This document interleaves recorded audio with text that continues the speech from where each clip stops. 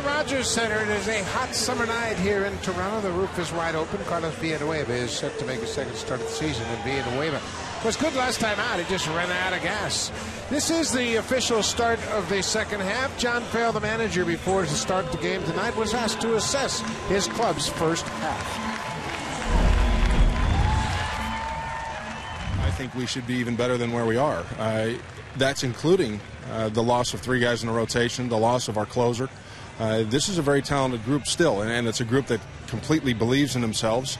We feel like we've scrambled a little bit pitching-wise to make sure we put games together, but the way we've responded to this, it's not been a poor us attitude. It's been one that we're still a hungry group, a resilient group that comes out every night with the idea that we're going to win a ball game. Game 3 of this 4-game set. The first 2 games have been split. Kansas City won the first one 11-3. Toronto took the second one 6-3. Ned Yost Ball Club got a good offensive team. This year they are 7 games under 500. A lot of young stars on this team. Eric Hosmer has hit well against the Blue Jays early in his career. He's the number 3 hitter in a very good lineup. Gordon, Escobar, Hosmer. Then the DH is the all-star Billy Butler. BETANCOURT has had a good run of late over the last month. Mike MOUSTAKAS, Jeff FRANCOEUR.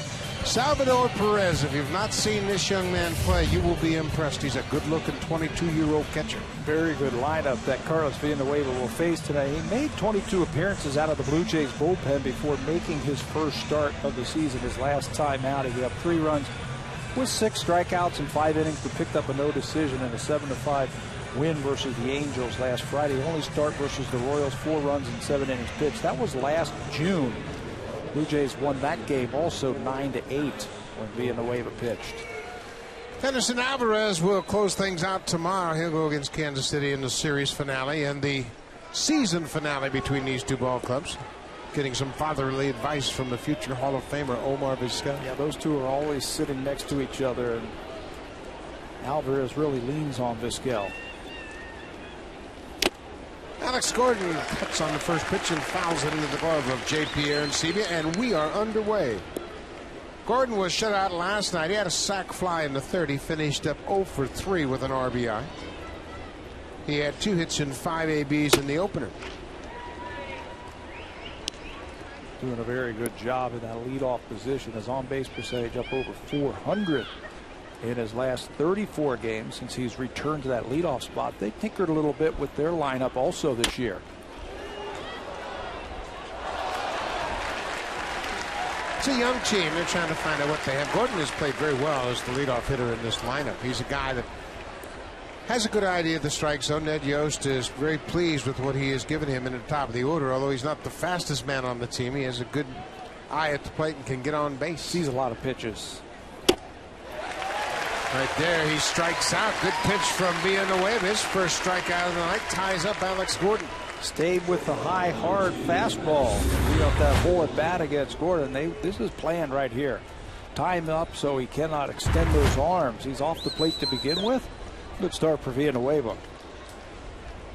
ALCIDES Escobar came in a hot hitter. Blue Jays have held him to a 1 for 8 so far in this series.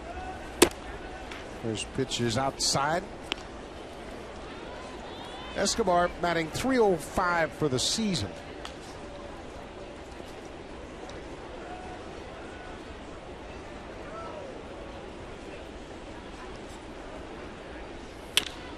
Hits this ball into center field. Colby RASMUS backing up, makes the play. 2 quick outs here in the top of the first. Take a look at the scouting report for Carlos Villanueva, brought to you by Home Hardware. Homeowners helping homeowners. He's got the 4 pitches that you need as a starter. A fastball about 90, 92 miles an hour, changeup, slider, and curveball. What he does well, he manages a game well. And what we'll watch for tonight is he gets better feel for that off-speed stuff as the game goes along. He has been spinning a much better curveball of late, and he'll use that changeup at any time. He knows how to pitch, and he's got a little better idea about what he wants to do as a starter. His off-season program, he worked hard to get in shape just in case this might occur. Called upon to start here in the mid-season. Eric Hosmer, 22-year-old first baseman, cuts on the first pitch. Hosmer's 0 for 3 in his head-to-head matchups against Villanueva.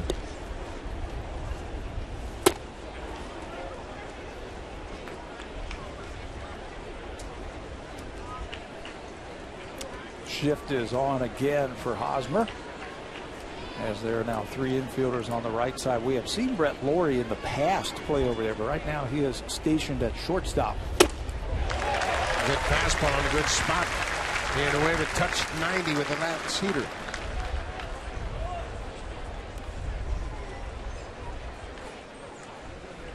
Both teams only scored in 1/2 inning last night. Kansas City scored 3 in the 3rd. Blue Jays scored 6 in the 4th, and that was it.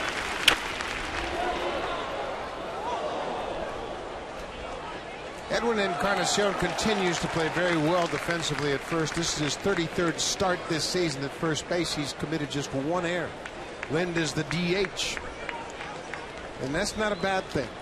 Lind had his greatest season as a hitter as the DH. Just think about hitting. Don't think about having to run that glove out there. Good breaking ball. There's that curveball that has hurt Villanueva so well. A 1-2-3 top half of the inning with a pair of strikeouts. Top of the order has been on fire. Brett Lawrie, Colby Rasmus, Jose Bautista when we come back.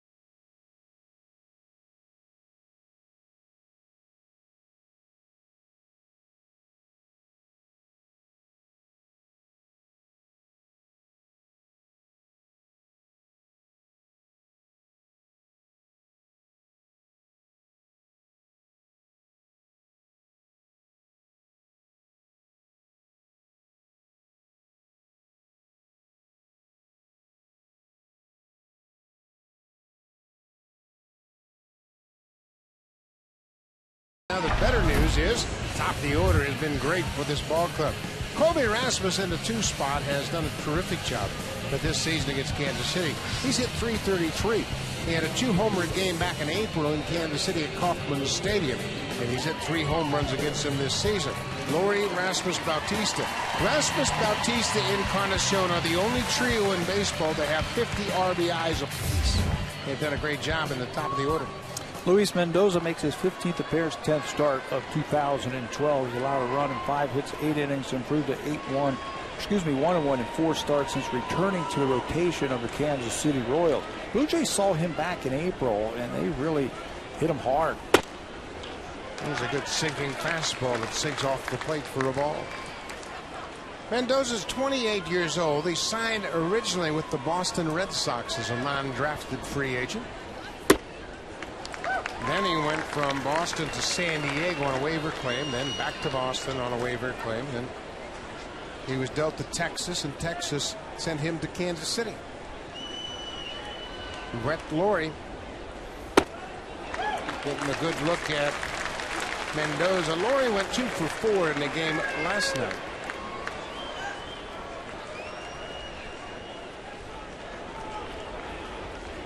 (3-0). There's a fastball strike. You can see from the first 3 pitches of the ball game what the bread and butter pitch of Luis Mendoza is. He really likes to sink that fastball. Well, there's a good sinker. It was off the plate, but started out right over the middle of home plate. Pitch to contact, get your ground balls. Watch this one. 3-1. You're expecting the ball in the middle, and out of his hand it was. And then it just disappeared. Another sinker. He comes all the way back from 3-0 and strikes out Brett Lawrie. Heavy sinker, too, with a lot of movement. Really gets his hand on top of the ball, drives that ball down, which he has to. Talked about his 3 1/3 innings against the Blue Jays back in April. They got 4 runs on 10 hits against them. Just didn't have that type of movement that we saw back in April. Colby Rasmus, .259 average for the season. Well, that's a good sinker. We're going to break down the sinker over the course of this ball game. Oftentimes we talk about it and don't really explain the difference, but when you see a good one like Luis Mendoza, it's worthy of a discussion. That jammed him, and Moustakas will make the play. Let's take a little bit closer look at tonight's starter for the Kansas City Royals, Luis Mendoza. 50 fastball, he'll throw it 71% of the time. The slider and a changeup. He goes to that slider the longer he is in the ball game. And against that slider, he throws about 81 miles an hour. Batters are hitting just 119 against him. He's got a very high ground ball percentage this year, even better than Henderson Alvarez, and a very low strikeout to walk ratio. Gets ahead with a 4-seam fastball to Bautista.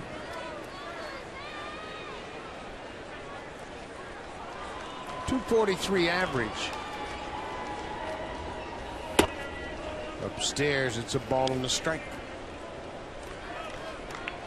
Bautista had a single off the pitcher's shoe last night. That was in the 5th, an infield single. His only hit in 4 trips to the plate. There's a hit in his first at bat. That high sinker got turned around. Good to see that base hit by Bautista. He's had one of the lowest batting average of balls in play. He's been hitting the ball, but at times right at the defense. That time he shoots it through. Good start to his night. Well, and then different. Boy, you can see the difference dramatically on that last hit. When those sinker balls are about belt high, they don't move and get hit hard. And then when the sinker was down to Brett Lawrie, it's no contest. If it starts thigh high, you better let it go.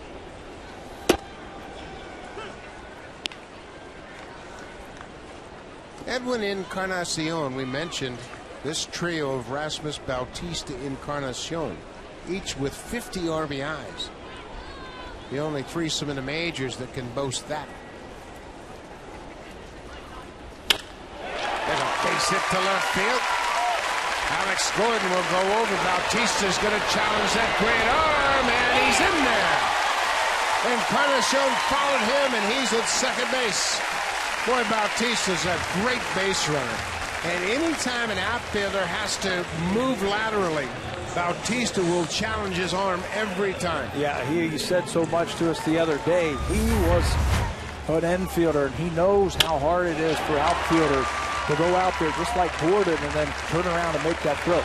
That is a ball that is right in front of him, and he's got to judge to see if he can get over there. You see how Gordon goes away from the ball. It's a tough throw to make for a left fielder. Bautista knows it, takes advantage of it. Gordon had 20 assists last year. He is a Gold Glove left fielder, and Bautista just really forced the issue, and now the Blue Jays have 2 in scoring position for Adam Lind. Lind moves up to the 5th spot after batting 8th in the game last night. Gordon was a third baseman like Bautista was, who made the shift to the outfield like Jose, and he knows how tough that is to make that throw. You have to be accurate. You have to get it back quickly. Inside, a ball and a strike. And you can, if you're the runner at third base, anticipate a ball in the dirt because of the movement that Mendoza has. Left-handed hitter up, Mike Moustakas, third baseman, nowhere in sight around Bautista at third base, so he can get off there and try and score on a short, wild pitch. Foul back out of play. Lind hit his 3rd home run since being recalled from the minor leagues yesterday against Ben Mazzaro. It was a breaking ball, and he got all of it. That sent Mazzaro all the way back to AAA. Hit that ball so hard. 6 runs in the inning. A capper, that 3-run home run by Lind. That's such a good sight. Staying right on that breaking ball. Freeing up his hands, and the back team shooting through. Breaking ball cut on and missed. Lind strikes out. The inning comes to an end. The Blue Jays threaten in the bottom of the first, but leave a couple on. It's a scoreless game after one.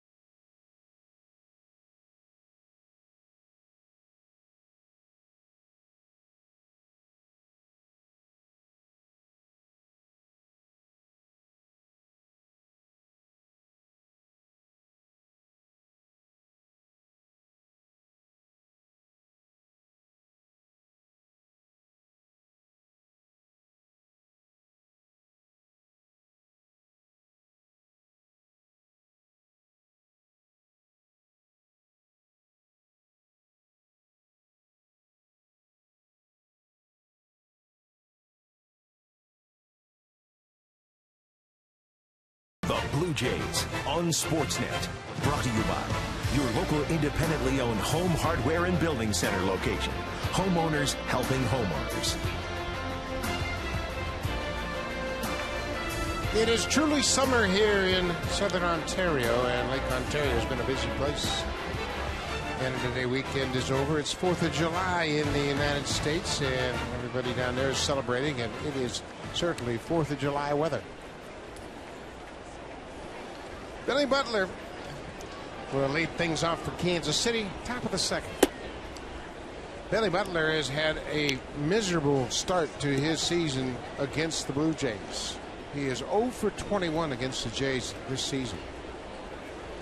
I went back and looked at some of his other years, and if he'd had any kind of problems like this, he was 1 for 21 against Seattle in 2008, and that's the closest to anything like this. Butler's a good hitter. He's a very good hitter. He's an all-star. He's got power the other way. He covers all the pitches at the plate. A little bit of a funk now, but Blue Jays have really handcuffed him this year. Last year, Butler hit .393 against the Blue Jays. He was 11 for 28. So you got to give the pitchers credit. They have worked Billy Butler tough.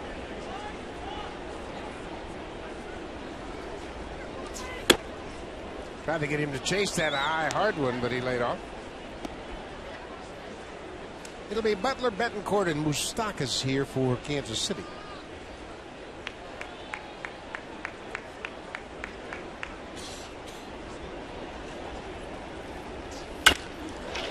Line drive into center. Boy, Rasmus got a good read on that. He broke on the crack of the bat and made a letter high catch.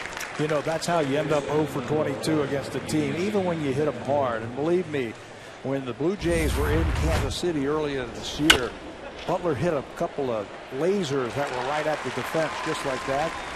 Rasmus gets a good jump and hauls it in very easily. Colby does something in center that a lot of good center fielders do. He'll track the flight of the ball from the pitcher to home plate. And if you see that ball is going to be outside to a right-handed hitter, he'll lean toward right field. He'll even sometimes begin to move in that direction. But he's a good center fielder and really works hard at his trade. Not like a runner at second base who's peering in at the pitch towards home plate, and you can see the trajectory of the baseball, and you can read the swing of the bat. Isn't that true? You can tell as a base runner when a guy's going to hit a ball. Yes. When it's in a good spot, and especially with 2 outs, you can get a good jump just by watching the flight of the baseball. But there's what Rasmus looks at as he watches Villanueva deliver the pitch to Betancourt.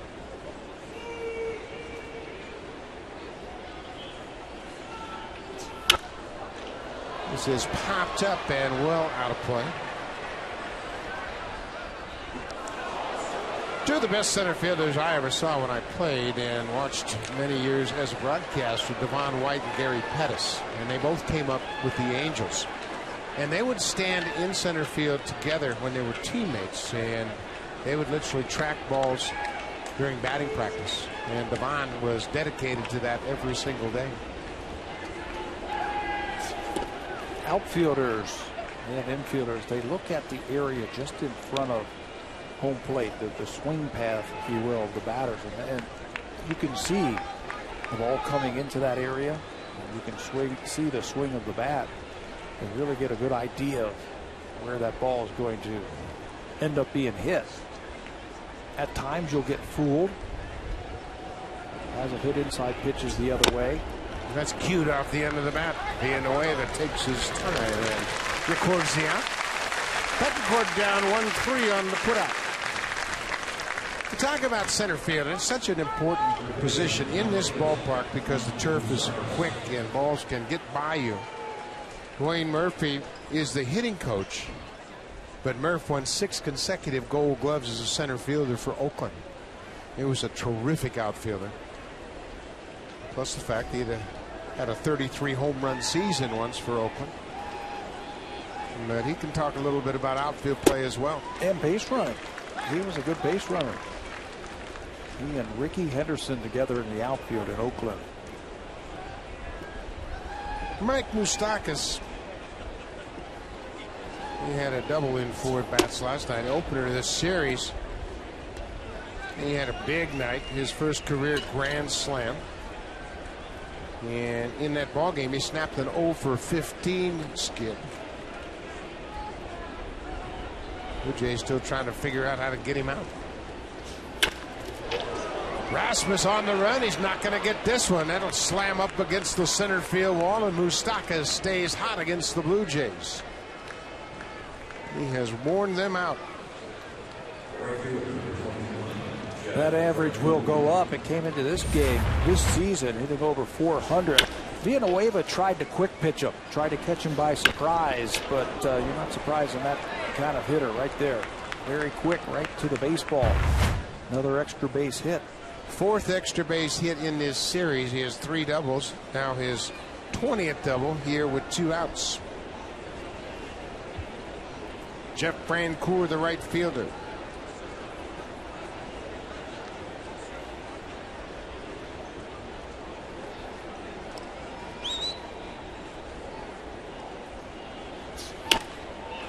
Gets jammed and pops it over the screen out of play. Francoeur had a leadoff single in the 3rd inning. That was the first of 3 consecutive hits.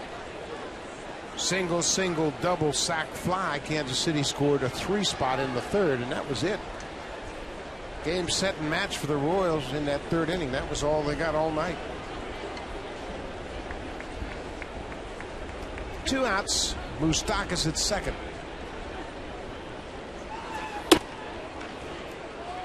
Villanueva sticks to his game plan pretty effectively. Notice that he is using his fastball a little bit more early in the ball game, putting fastball in the mind of these Royal hitters. And J. Pierre Alcides working the battery tonight, and that's going to set up his curveball. He's got a curveball that he throws early in the count, a little bit slower, that he just gets over for a strike. And then he's got the hard, sharp curveball that he'll use for the strikeout, the one he got Hosmer with. But he's got to be able to throw that fastball in there, put it in the minds of those Royal hitters. Changeup, and Francoeur was out in front. So now Villanueva has many options. And they've used the fastball and really used the curveball to Francoeur. He can do that right now and use it as a strikeout pitch. Wheels are spinning in Aaron Sebia's mind right now as he's wondering where to go.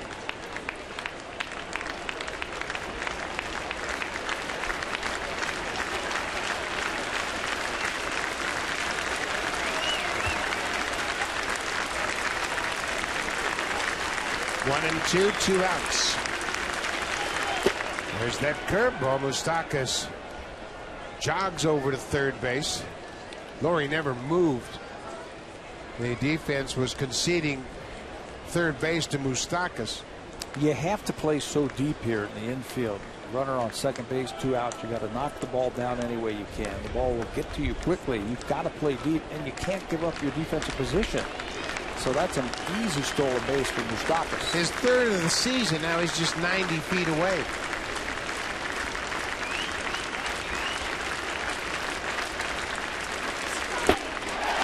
Breaking ball, strikeout. FRANCOEUR is down. That ends the inning. 3 strikeouts already for Carlos Villanueva. The breaking ball bails him out with a man at third. FRANCOEUR chases. The inning is over.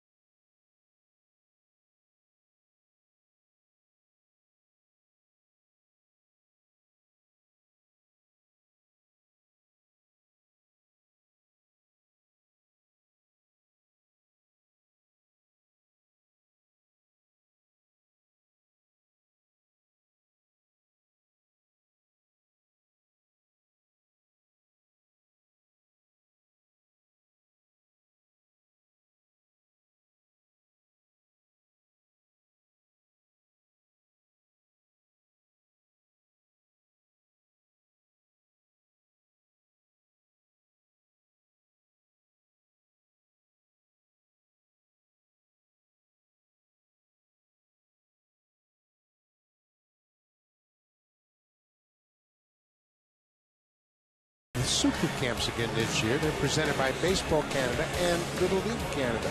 Vancouver, BC will be the site July 12th, 13th, and 14th at beautiful Matt Bailey Stadium. The instructors include Roberto Alomar, John Olerud, Lloyd Mosby, Homer Bush, and Dwayne Ward. Visit BlueJays.com/Baseball Academy for more information. The Toronto Blue Jays are proud supporters of amateur baseball across Canada. What a great opportunity at a beautiful ballpark to receive instruction from Robbie Alomar, John Olerud, Lloyd Mosby, Homer Bush, and Dwayne Ward. And then you can hang around and watch the Vancouver Canadians play in the Northwest League. Blue Jays rookie league team. And there's a possibility you might see Marcus Stroman there before too long. That's the plan from what we hear. And if you go out there, take a look at their third baseman, Balbino Funmayer. MOUSTAKAS just backed up a couple of feet and made an easy play of it. YUNEL ESCOBAR is retired, 1 down. I think I'm saying that correctly. Funmayer Balbino. He was signed as a 16-year-old, and he's putting up big numbers already. He's tearing it up, third baseman in that league. But you got a chance to see some of the top prospects come through there before the season's all said and done. The Blue Jays really value that Vancouver franchise, and obviously wanting to spread their goodwill coast to coast. Had a good team there last year. Got to see Justin Nicolino pitch there last year, and they have plans to do the same. Rajay Davis shoots it by BETANCOURT, and he's off to the races. He's around second. He's headed for third. There'll be no throw. Rajay Davis, a 1-out triple. His third of the season. Rajay has been a little bit more aggressive in the count with the right-hander. He knows he's going to get first ball fastball, and it's probably going to be a sinker, and he hits a bullet to the second baseman. And when BETANCOURT can't come up with it, this ball is going to roll all the way to the wall. No chance that this is just going to be a double. As Rajay Davis sees that ball out in front of him, and he knows that he can make it all the way to third base easily without a throw.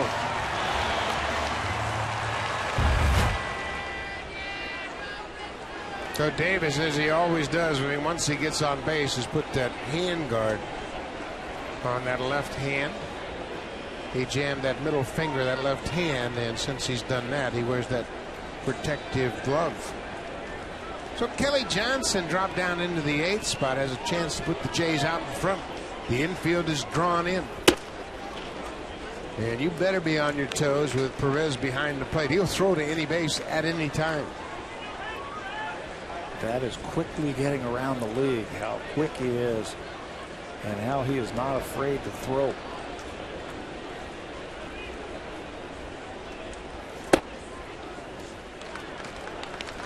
Late sinking action, but it sinks out of the strike zone. Sal Perez, just 22 years old, checking out Rajay Davis. And what kind of lead he has.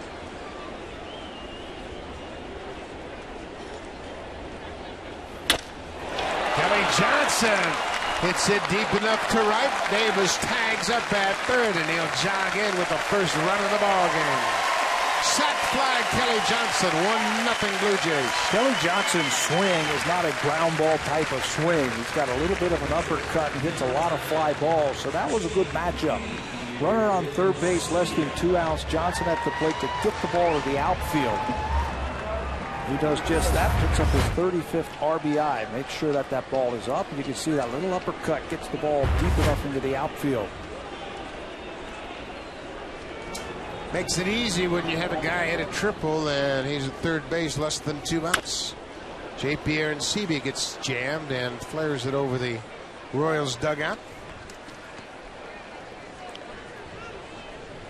Blue Jays played come from behind baseball last night. They had their 19th come from behind win. And tonight they've taken a 1-0 lead early.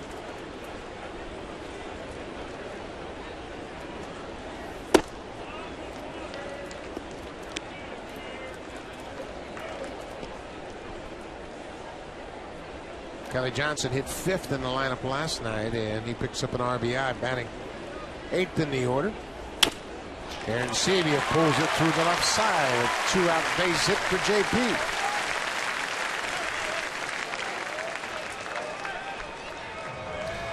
The AL East is known to beat up pitchers, and Mendoza has experienced that firsthand. This year against the AL East, New York and Toronto at 9 ERA, whip almost at 2.5. The rest of baseball, he's had decent numbers. That's a lot of base runners, 2.5 whip. His last time out, he went a career high 8 innings against the Minnesota Twins and beat them 4-3. No home runs, no walks, 5 strikeouts. He did throw 115 pitches against the Twins. That was in Minnesota. Back to the top of the order. Brett Lawrie's had a good look at that sinking fastball. He had to count his favorite 3-0, and Mendoza came all the way back to strike him out.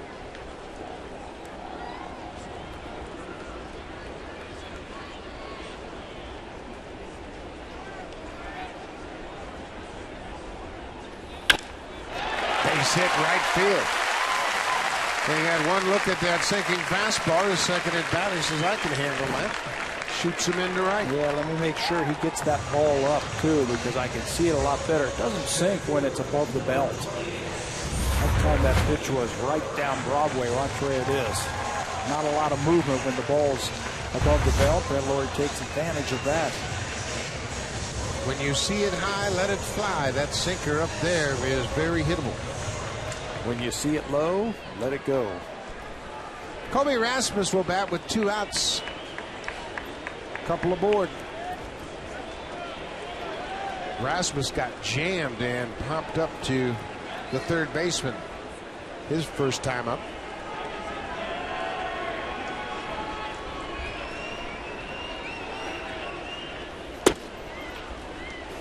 Changeup missed down and away.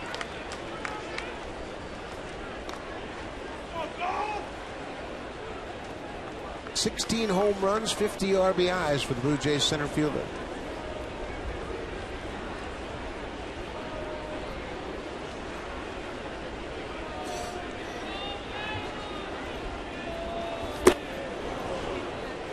Back-to-back changeups, and that had good sink on it. Well, they know that Rasmus likes that fastball, and he'll get in there as soon as he's in that batter's box. He's ready to swing the bat. He's been driving in a ton of runs also since they've moved him into that number 2 slot. A lot of opportunities. Heading into action today, the most RBIs in the last calendar month in the American League.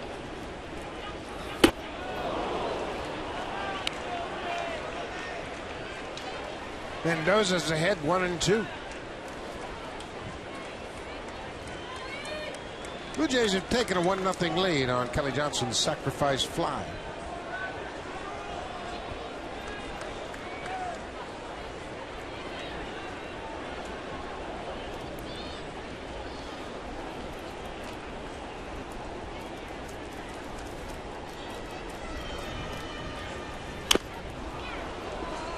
Another off-speed pitch, and Rasmus got a piece of it. Jose Bautista already has a hit tonight. He singled to center his first time up. Who's on deck?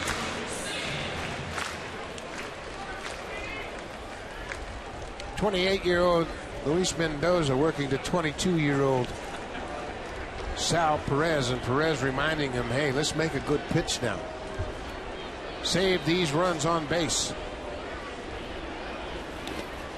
Bounces that breaking ball.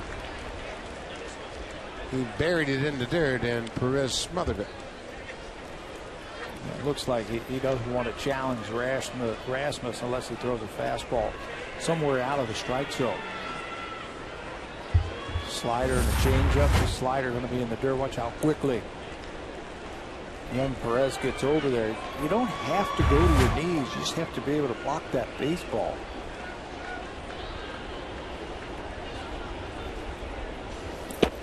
With a breaking ball, another block by Perez.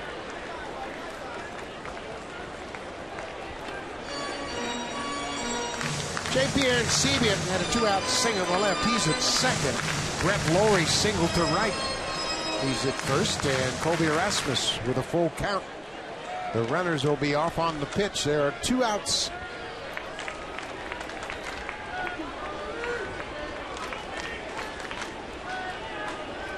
Rasmus has been so good, he's forced pitchers into throwing him breaking balls. That didn't happen when he first moved into the 2 spot. Yeah, he was hammering fastballs. Look at the second baseman, Betancourt, how deep he is at second. Trying to keep that ball on the infield.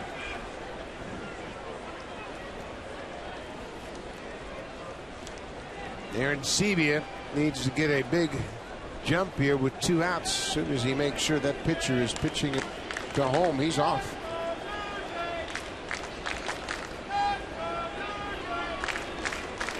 There go the runners. Breaking ball, and the bases are loaded.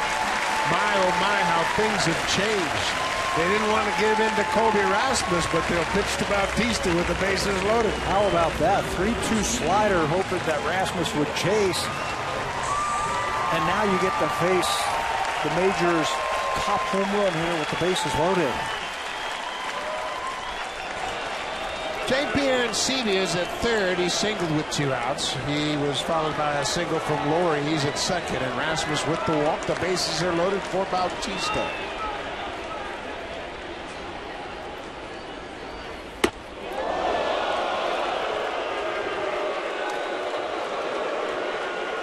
Reaching back for a little something extra right there. He knows he's in a pickle right here. Bases loaded, 2 out. Tries to throw the fastball, and it gets away from him. Reaching back for a little extra right there. That's not a good thing for a sinker ball pitcher. When you do that, that sink will straighten out. Bautista got a high sinker his last time up and singled to center.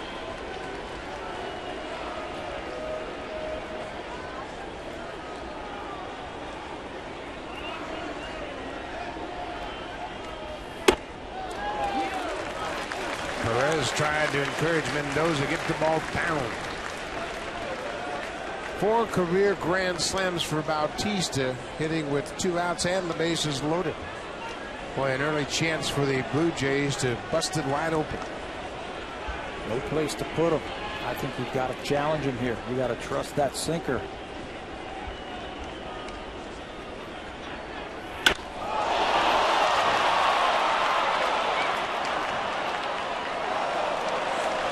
Bautista got the head out.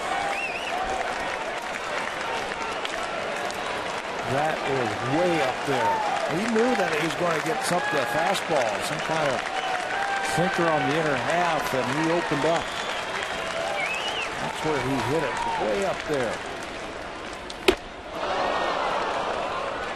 2-2.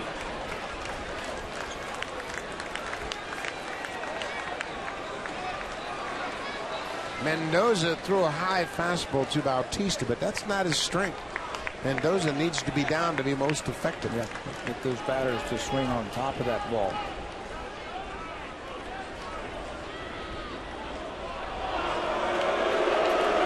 Wants to top to the young catcher. Mendoza was all set to deliver the next pitch, and it had second thoughts.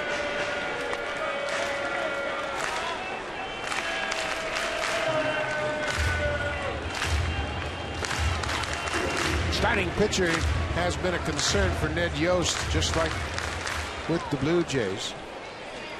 They've lost two of their starters to injuries, and they've had to patch things up.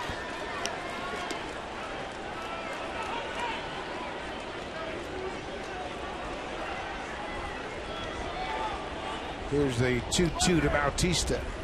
Got a piece of it.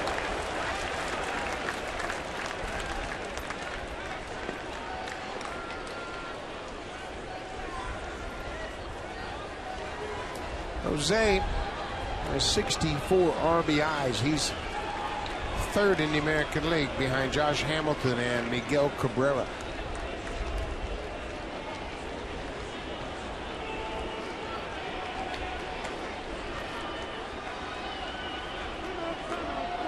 Mendoza took too long for Bautista. Can't really blame Mendoza. He knows what a important at bat this is.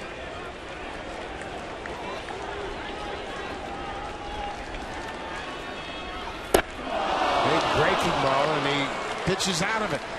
Strikes out Bautista and leaves the bases loaded. The Blue Jays have stranded 5 already. But Rajay Davis got it started. A one-out triple to the wall in right. He scores on a sac fly. 1-0 Blue Jays.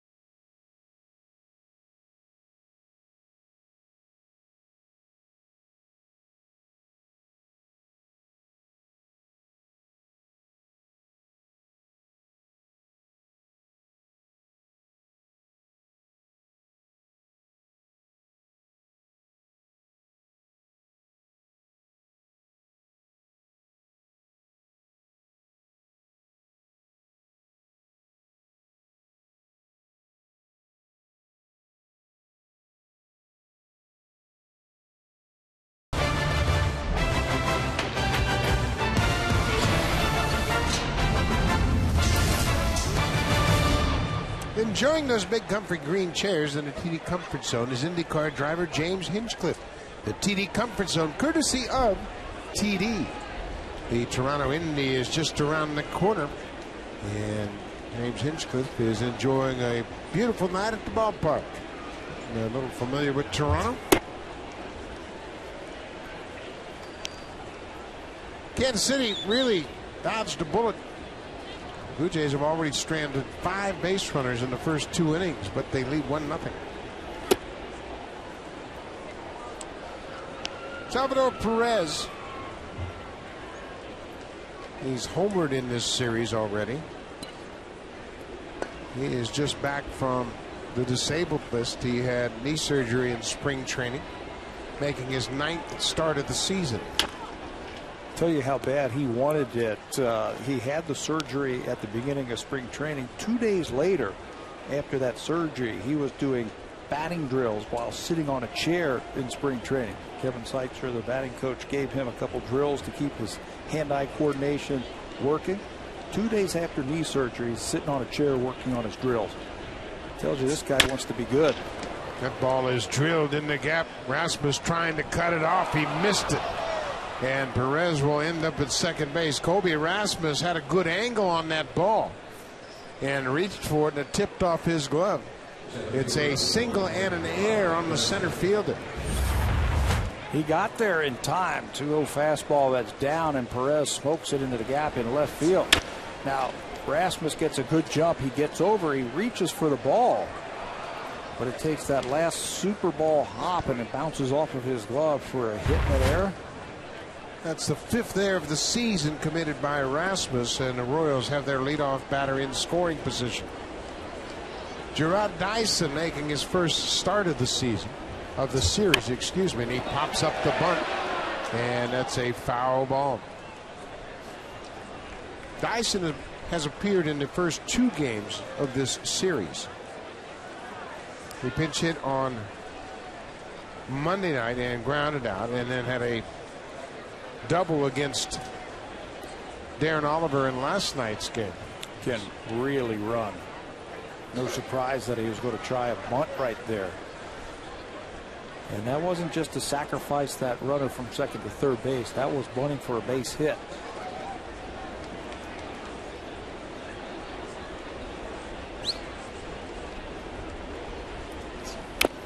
That time he was running for a sack and bunted it foul. So he's in the hole 0-2. DYSON is now 27 years old. He's been with the Royals since 2006. Played junior college baseball at Southwest Mississippi Junior College. And it's been a slow climb through the minor league system. Last year he appeared in 26 games with the Royals. Lays off that inside pitch.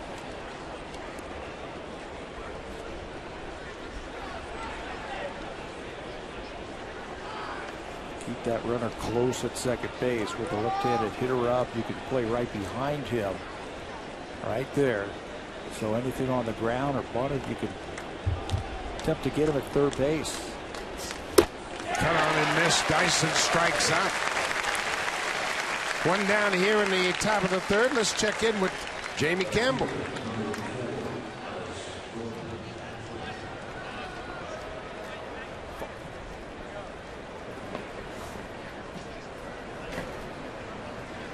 Second day in a row, the A's have beaten the Red Sox 3-2. Coco Crisp had a walk-off sac fly in last night's game to beat his former ball club.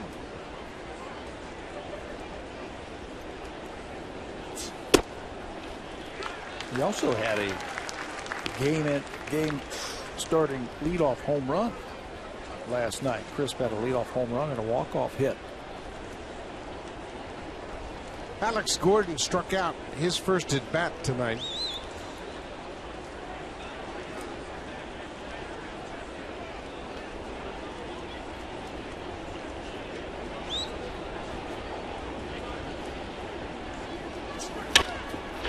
Pops this one into center. Rasmus backing up, building up some momentum to make that throw to third, and it's offline, but Laurie comes over and gets it, and Perez stays put at second.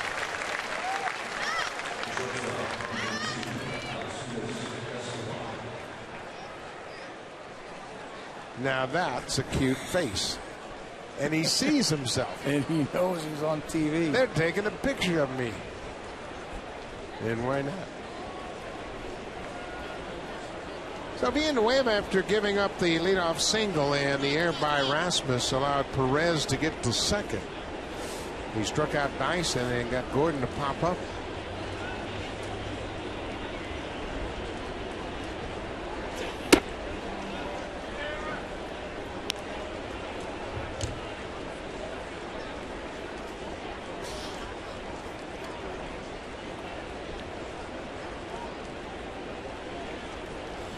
Escobar has just fallen out of the top 10 in batting average in the American League.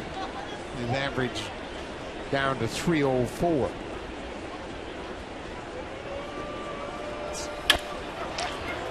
Escobar boots it, picks it up quickly, and fires to first just in time. Edwin Encarnacion was a little bit late getting back to the bag. He didn't know that there was going to be a throw, but Escobar stayed with it. And by the time Encarnacion gets back to the bag, it's bang, bang at first.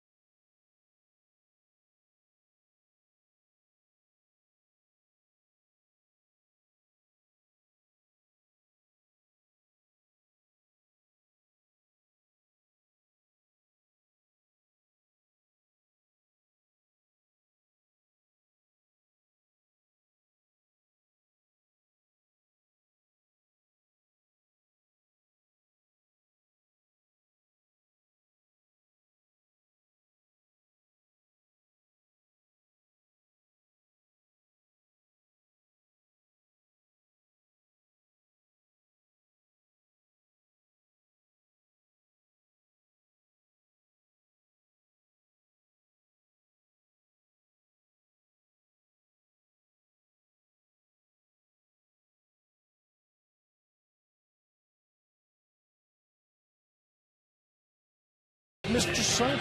Call the Blue Jays for tickets at 416-341-1234. Log on to BlueJays.com or stop by most Rogers Plus locations and pick up your tickets for Mr. Sub Sunday, July 29th. Mr. Sub's been a long-time supporter of the Blue Jays, and I remember back at the X, they used to bring out about a 6-foot submarine sandwich on Mr. Sub Sunday. You didn't eat that, did you? No, Louis Liao always ate it. He ate about 3 feet of it. He liked it so much we used to call him Mr. Submarine.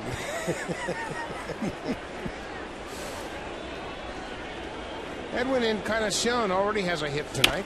Pops this one up over near the Royals dugout. No, the catcher can't get it. Bangs off the top of the roof. Sal Perez is 22 years old. We've talked a lot about him. The Royals feel so good about him. They've given him a 5-year contract for $7 million. And he came up at the end of last year. But they like his makeup, they like his character, and they love his skills. Buying out his early years and some of his arbitration years. Think about it. So 5 years from now, he would have made $7 million, which is a nice chunk of change, but he'll be just hitting his prime. He's from Venezuela. He and Henderson Alvarez had a little bit of a reunion before the game this evening. They play on the same winter ball team, the La Guaira Tiburones, and neither one of them play an awful lot. They're still young, and their clubs are very protective. The Royals aren't sure if they're going to let Perez play this winter because of his knee problems. He's missed 3 months of the season, and you know, there's a good excuse to let him play, at least finish up the second part of the season down in winter ball. Yeah, get some at bats, get some experience again behind the plate.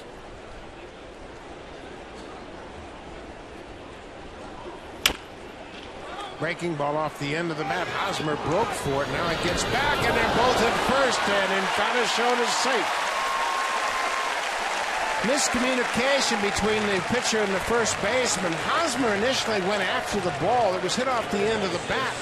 But then he realized the second baseman was going to make the play. Mendoza got in the way and caught the throw. Better hit than that right there. Again, that'll make up for some of those line drives. Ground ball to the second baseman. Now, anytime you can eliminate the pitcher handling the baseball, you got to call him off and you got to shove him out of the way and make the play. Little indecision between the two. Hosmer goes like he thinks he's going to take it, but Mendoza is standing there. Boy, that's a gift base hit, and the Blue Jays will take it. They have 6 hits already, just 1 run.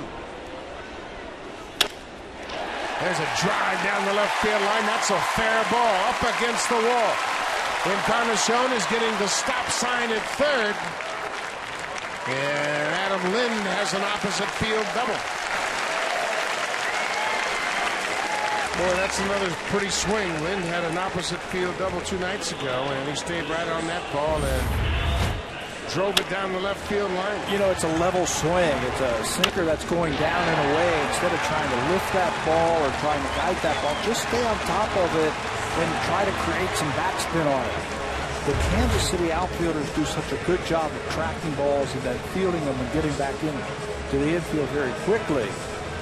So Encarnacion cannot score, but Lynn starting to show the type of production that John Farrell needs from this lineup. Lynn had the opposite field single in last night's game, part of a 2-hit night. Now Yunel Escobar with second and third, nobody out. The Royals have to play the infield in. Surprised a little bit with nobody out and runners at second and third, making it a little bit easier for the batter to squeak one through, and that's 2 runs. Pops this one up deep into center field. Encarnacion is tagging. Lind as well at second. Encarnacion comes home and Lind advances to third. Good base running by both Encarnacion and Lind. 2-0 Jays. Jays really stress moving up from second base on a fly ball. Unless that ball, you read it, that it's over his head or it's in the gaps, they want you tagging up at second base so you can move up. Lynn does it perfectly. Easy tag by Encarnacion to score the second run. Well, here's a perfect time for a first pitch bunt. Rajay Davis can really push that bunt on the ground. Lind at third base. Davis has a triple already. Not showing bunt. Takes a pitch outside. Davis tripled and scored in the second. Managers at times will give the hitter one swing to see if you can knock him in by yourself, and then they might put that squeeze on. That should get him in. Gordon deep in left, and Lynn tags at third. There'll be no throw to the plate. Rajay Davis delivers. How about the Jays? 3 sacrifice flies tonight, and they lead Kansas City 3-0. Off a sinker ball pitcher also. Concentration, they can get that ball up. You got to get that ball in the air. 3 sac flies. 1 each by Escobar, Davis, and Johnson.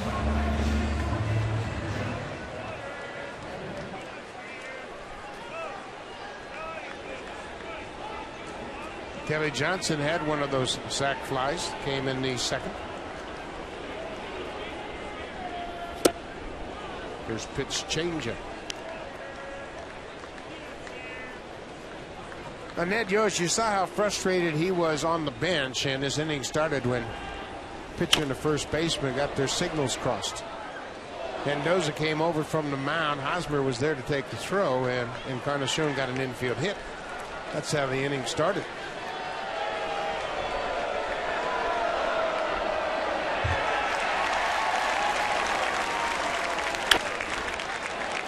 You know, then a double.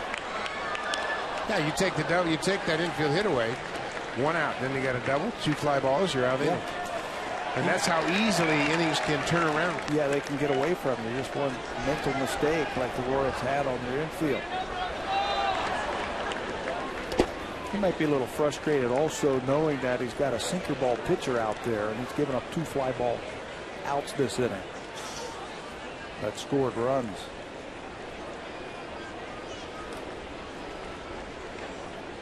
High sinker balls don't fare too well. I don't care where you're playing. We talked about the dynamics of a sinker ball. You would think everybody would be able to throw one, but they can't. It's all on how your hand finishes and how your arm pronates through the delivery, and you put sinking spin on it, and you have to be able to keep your hand on top. Kelly Johnson strikes out. That'll end the inning. That's the 4th strikeout for Mendoza, but he's fallen behind 3-0 after 3.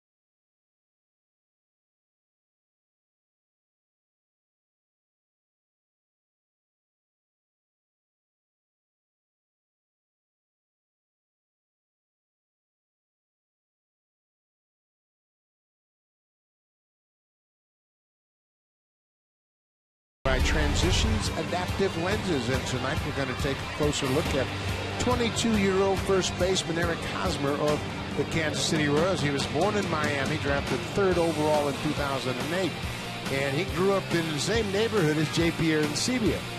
And he loved the Miami Marlins and loved watching Miguel Cabrera play when he was with the Marlins. Spent his summers playing baseball in Cincinnati with that great Midland Redskins organization there in Cincinnati. He told me today that that was some of the best experiences he had in his life. It got him ready for pro baseball. Eric's father was a fireman for the Miami City Fire Department. He's retired after 26 years, but being a fireman, he could set up his schedule, and he was always Eric's coach in Little League. And with people like Eric Hosmer, Mike MOUSTAKAS, Brett Laurie, J.P. Arancibia, baseball's in good hands with these young players that are coming in. Aren't they personable? Yeah. We've talked to them a couple of different times, but they stopped this afternoon on the way to the batting cage, and we had a nice visit with them both, and they're just so engaging and happy to be in the big leagues and be part of all of this. How about Carlos Villanueva? I think he likes starting. That's his 5th strikeout. He's certainly going to make a case to keep starting. Again, a fastball. He has really used his fastball very effectively tonight, and he has used it up in the zone a couple of times now to Eric Hosmer. He has followed that up with a good overhand curveball, and he's starting to mix in his changeup. But a good starter has got to go through a lineup 3 times. And I think Villanueva has the artillery to do that. Yeah, you can't be a one-trick pony, that's for sure. You have to be able to make adjustments on the fly. I mean, hitters are not stupid. They're going to make adjustments and pick up on things if you fall into patterns. But Villanueva's got a lot of weapons. There's that fastball. And, you know, we talk to hitters all the time, and they never really talk about Villanueva's fastball. It's not going to light up the radar gun, but he uses it very effectively. That's the important thing. How he uses that. He uses it inside. He'll use it high in the strike zone. He'll double up with it at times. He'll throw his curveball and then surprise you with a fastball. That's what pitching is all about. Yeah, he's a guy that you could put in that category of a pitcher that reads bats, watches what a hitter does.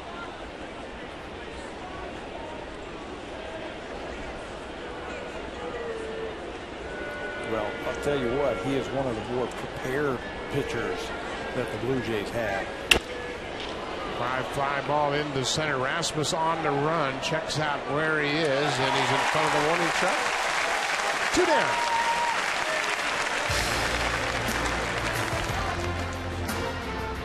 Watch over 50 years of Honda racing innovation at the Honda Indy Toronto, July 6th to 8th. Get tickets at HondaIndy.com. Great opportunity to see world-class racing right here in Toronto. The Toronto Indy race, 6th, 7th, and 8th of July.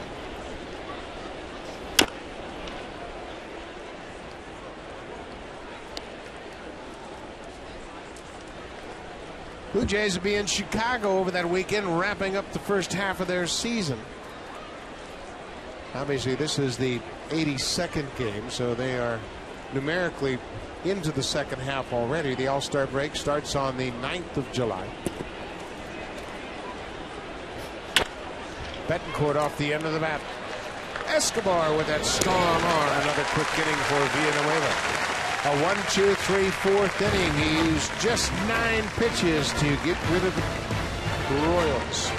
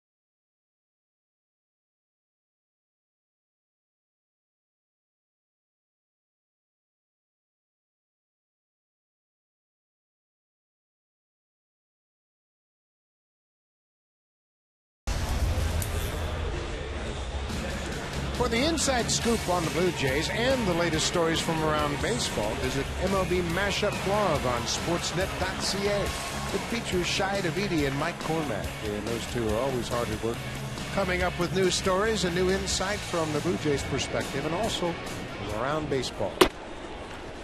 J.P. Arancibia had a 2-out single his last time up.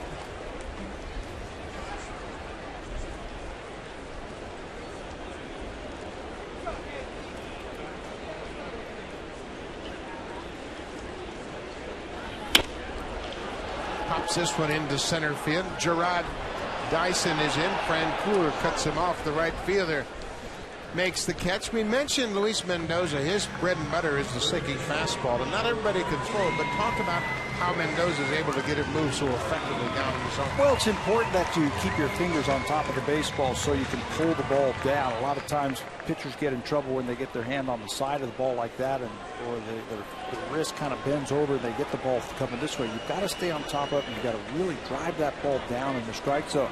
We will watch that from Mendoza here in this inning. If he stays on top of the ball and really sends it to the lower part of the strike zone. Best sinker ball pitcher you ever faced? Let's see. There was a lot of them.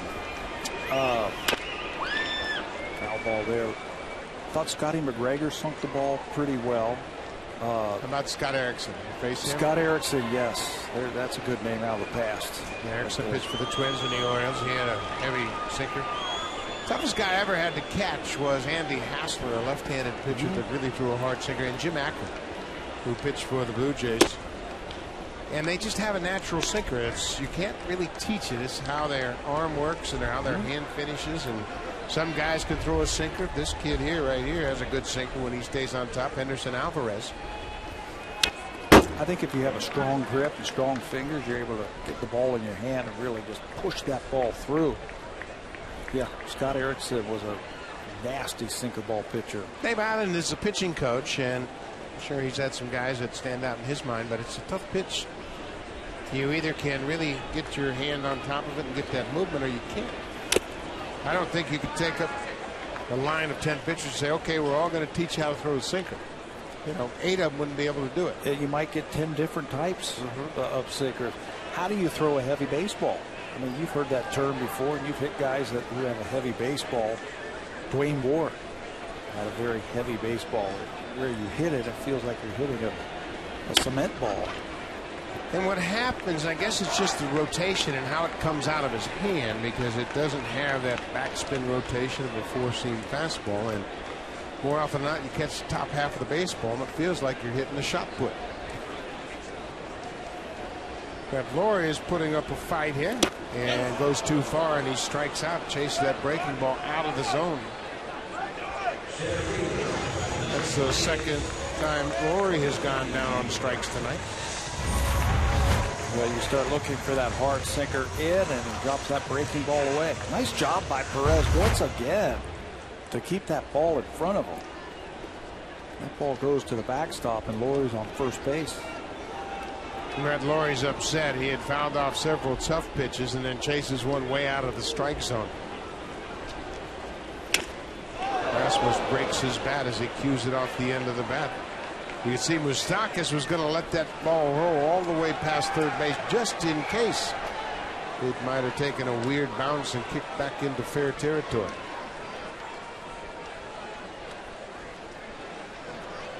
Another first pitch, off speed pitch from Mendoza to Rasmus.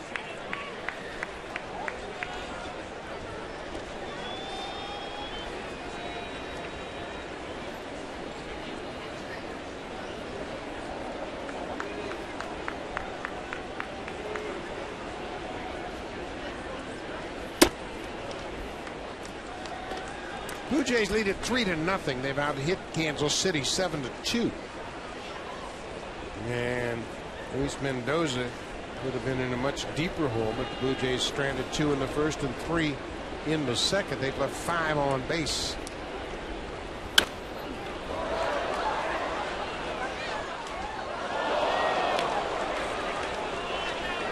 Kansas City will wrap up this series against John Farrell's Blue Jays here tomorrow night. And then they will go into Detroit to play the Tigers for a weekend series. Friday night, Saturday afternoon, and Sunday afternoon. Then they'll go back to Kansas City and pick up on all the festivities that surround the All-Star game. You've got the Futures game. You've got the Celebrity Softball game. Ned Yost is a coach on the American League squad. Colby Rasmus strikes out. A good inning for Luis Mendoza. Pair of strikeouts. He has 6 now. Now it's time for a Blue Jays Central update. Here's Jamie Campbell and Greg Zahn in the Blackberry Broadcast Studio.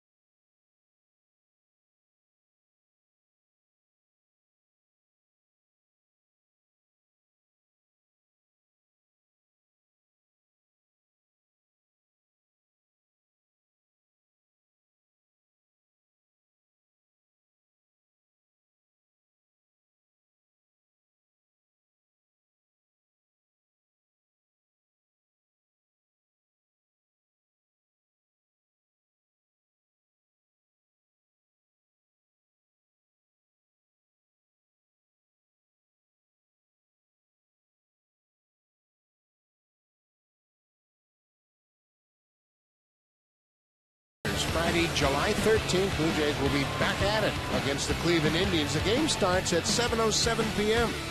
Come down early and enjoy the pregame festivities happening outside Gate 10. Starts at 4:30 p.m. There's a licensed area, live music, and fun interactive games. Call the Blue Jays for tickets at 416-341-1234. Or you can log on to BlueJays.com.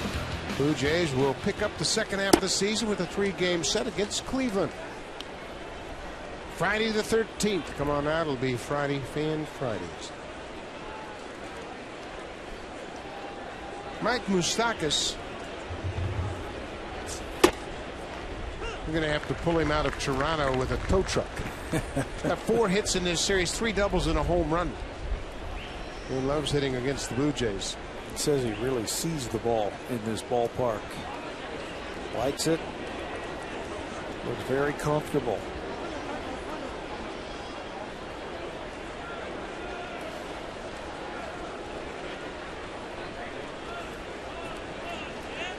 Ball on the strike.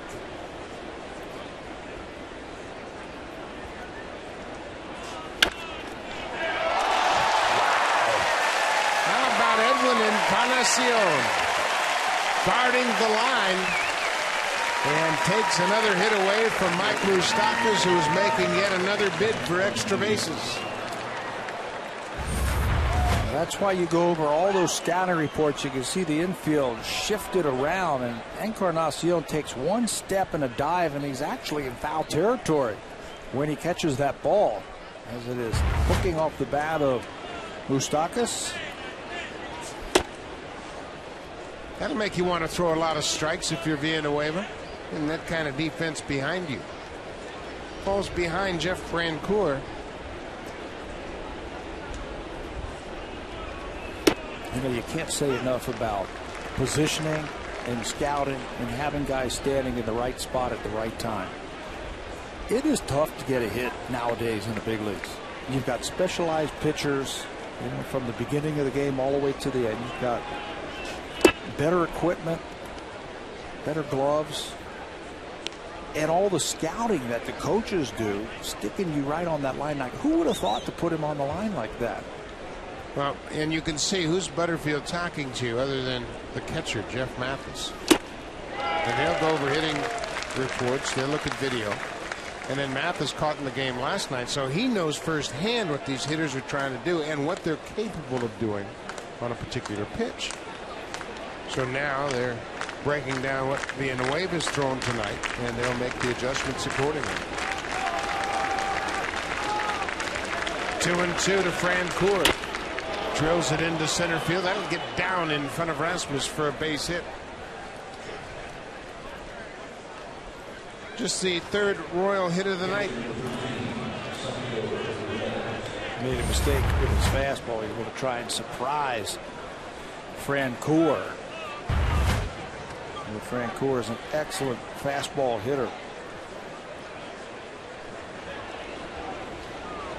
Salvador Perez hit a line drive into center. Colby Rasmus got a glove on it. He was charged with an error as Perez ended up at second. Single and an error. Perez is off to a great start after missing the first 3 months of the season due to knee surgery.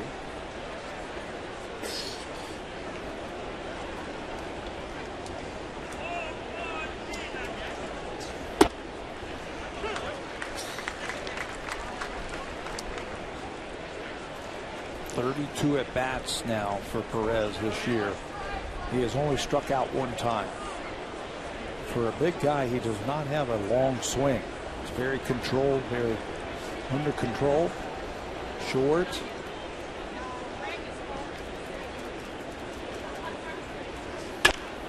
That should be 2. Escobar to Johnson, back to first, double play. Carlos Villanueva is in a groove, and the defense is helping him. Edwin Encarnacion. Edwin took one away from Moustakas, and then the double play. Quick inning for the Jays.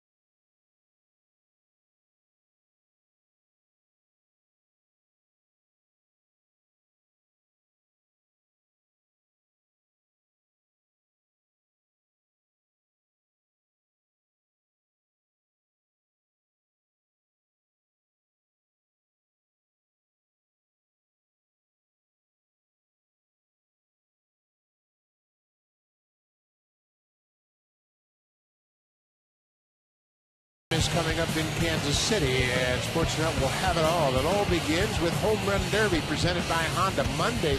That begins at 7:30 p.m. Eastern Time, 4:30 p.m. Pacific, right here on Sportsnet. Then the All-Star Game itself will take place on Tuesday, July 10th. It too presented by Honda, and begins at 7 p.m. Eastern Time, 4 p.m. Pacific Time, right here on Sportsnet.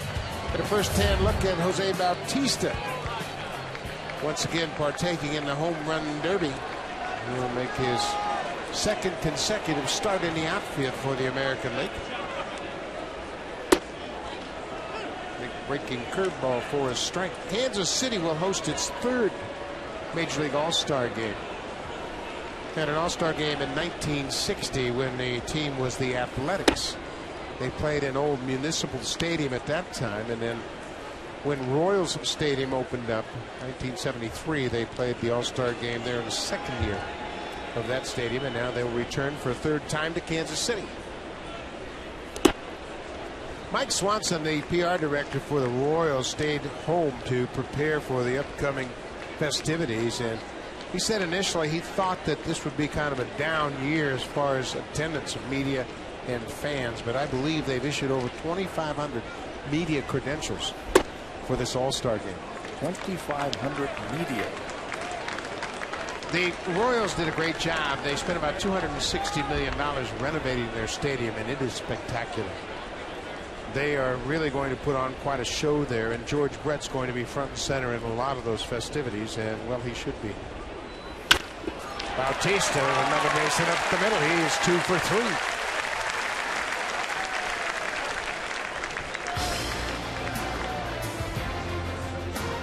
Watch over 50 years of Honda racing innovation at the Honda Indy Toronto, July 6th to 8th. Get tickets at HondaIndy.com.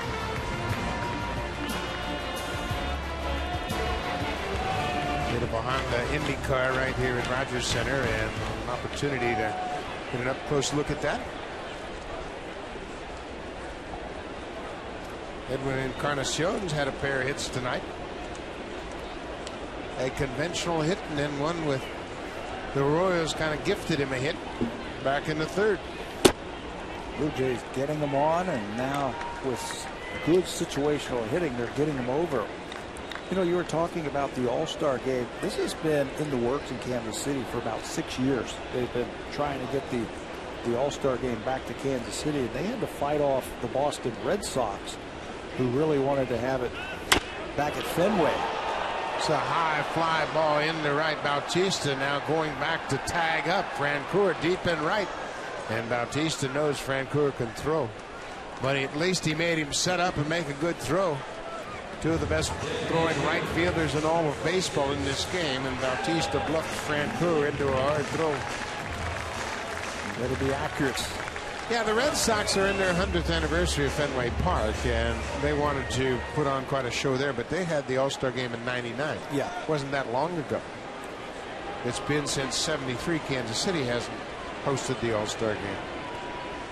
Yeah, it makes a lot of sense. And they were told if they put all that money into the stadium, if they renovated and all that, that baseball would consider having them there for the All-Star game. What a party it was when they were announced that they were getting it in 2012. Yeah, and they did such a great job. They have added a Royals Hall of Fame. They've added a huge scoreboard. It's big screen quality TV in my mind. The concourses have been improved. Fences have been, they've remained the same, but they've added seats to the outfield. And they've kept the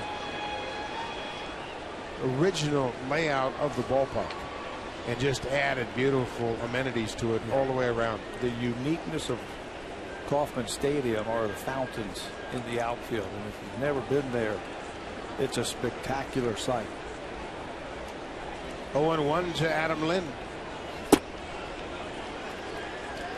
Well, the All-Star game always has a lot of great stories, but how about Chipper Jones? He was named as a replacement for Matt Kemp. Found out yesterday before the game he'll be going to his 8th and final All-Star game as he's going to retire. And what did Chipper do that night? He went out and got 5 hits for the 3rd time in his career. Good way to celebrate. within home run distance, but foul into the fourth deck. You know what was the coolest thing about that, about Chipper Jones being named to the All-Star game? He has played in every major league ballpark in Major League Baseball except one, Kansas City. Yeah. And now has a chance to pick that one on his list. There are baseball gods for sure. Well, they have taken care of Chipper Jones. 1-2 to Lynn. Cut on and missed. Another good breaking ball, and Lynn strikes out for a second time. That's 7 strikeouts now for Mendoza. You know, we've been talking about that sinker so much, but neglected that slider, which has been pretty good. Again, in the scouting report, the deeper he goes into the game, the more he turns to that slider to try and get himself out of trouble. That time he strikes out Adam Lind with it. YUNEL ESCOBAR will step to the plate with 2 outs. He had a sac fly in the 3rd inning, drove in the 2nd run of the ball game for the Blue Jays.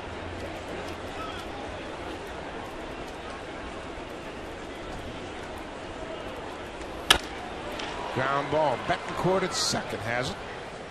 And the inning is over. Leadoff single for Bautista, but he's stranded. We played 5 at Rogers Center. It's 3-0 Jays.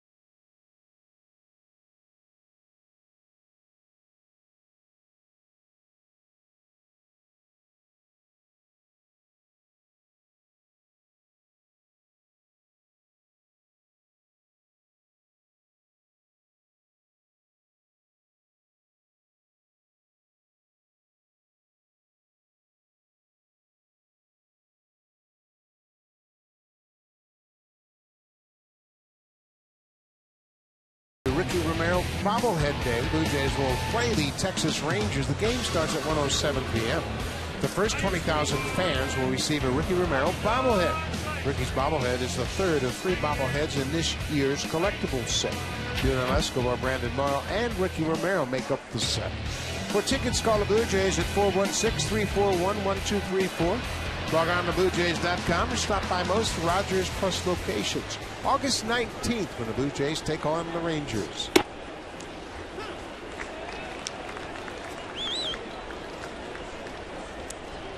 Number 9 hitter for Kansas City will be JARROD. DYSON. He will lead things on.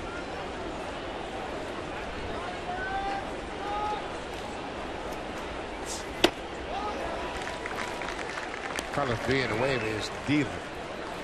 Shutting out the Royals on just 3 hits.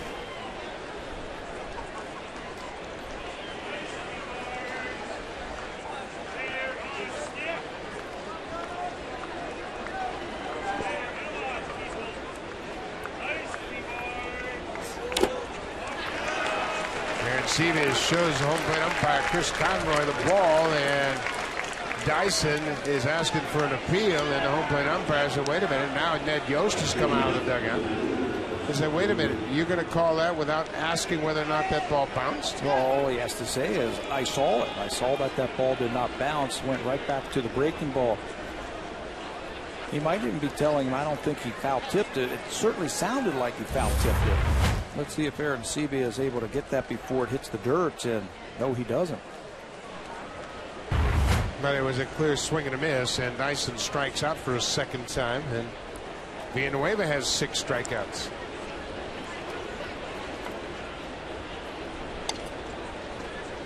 Back to the top of the order.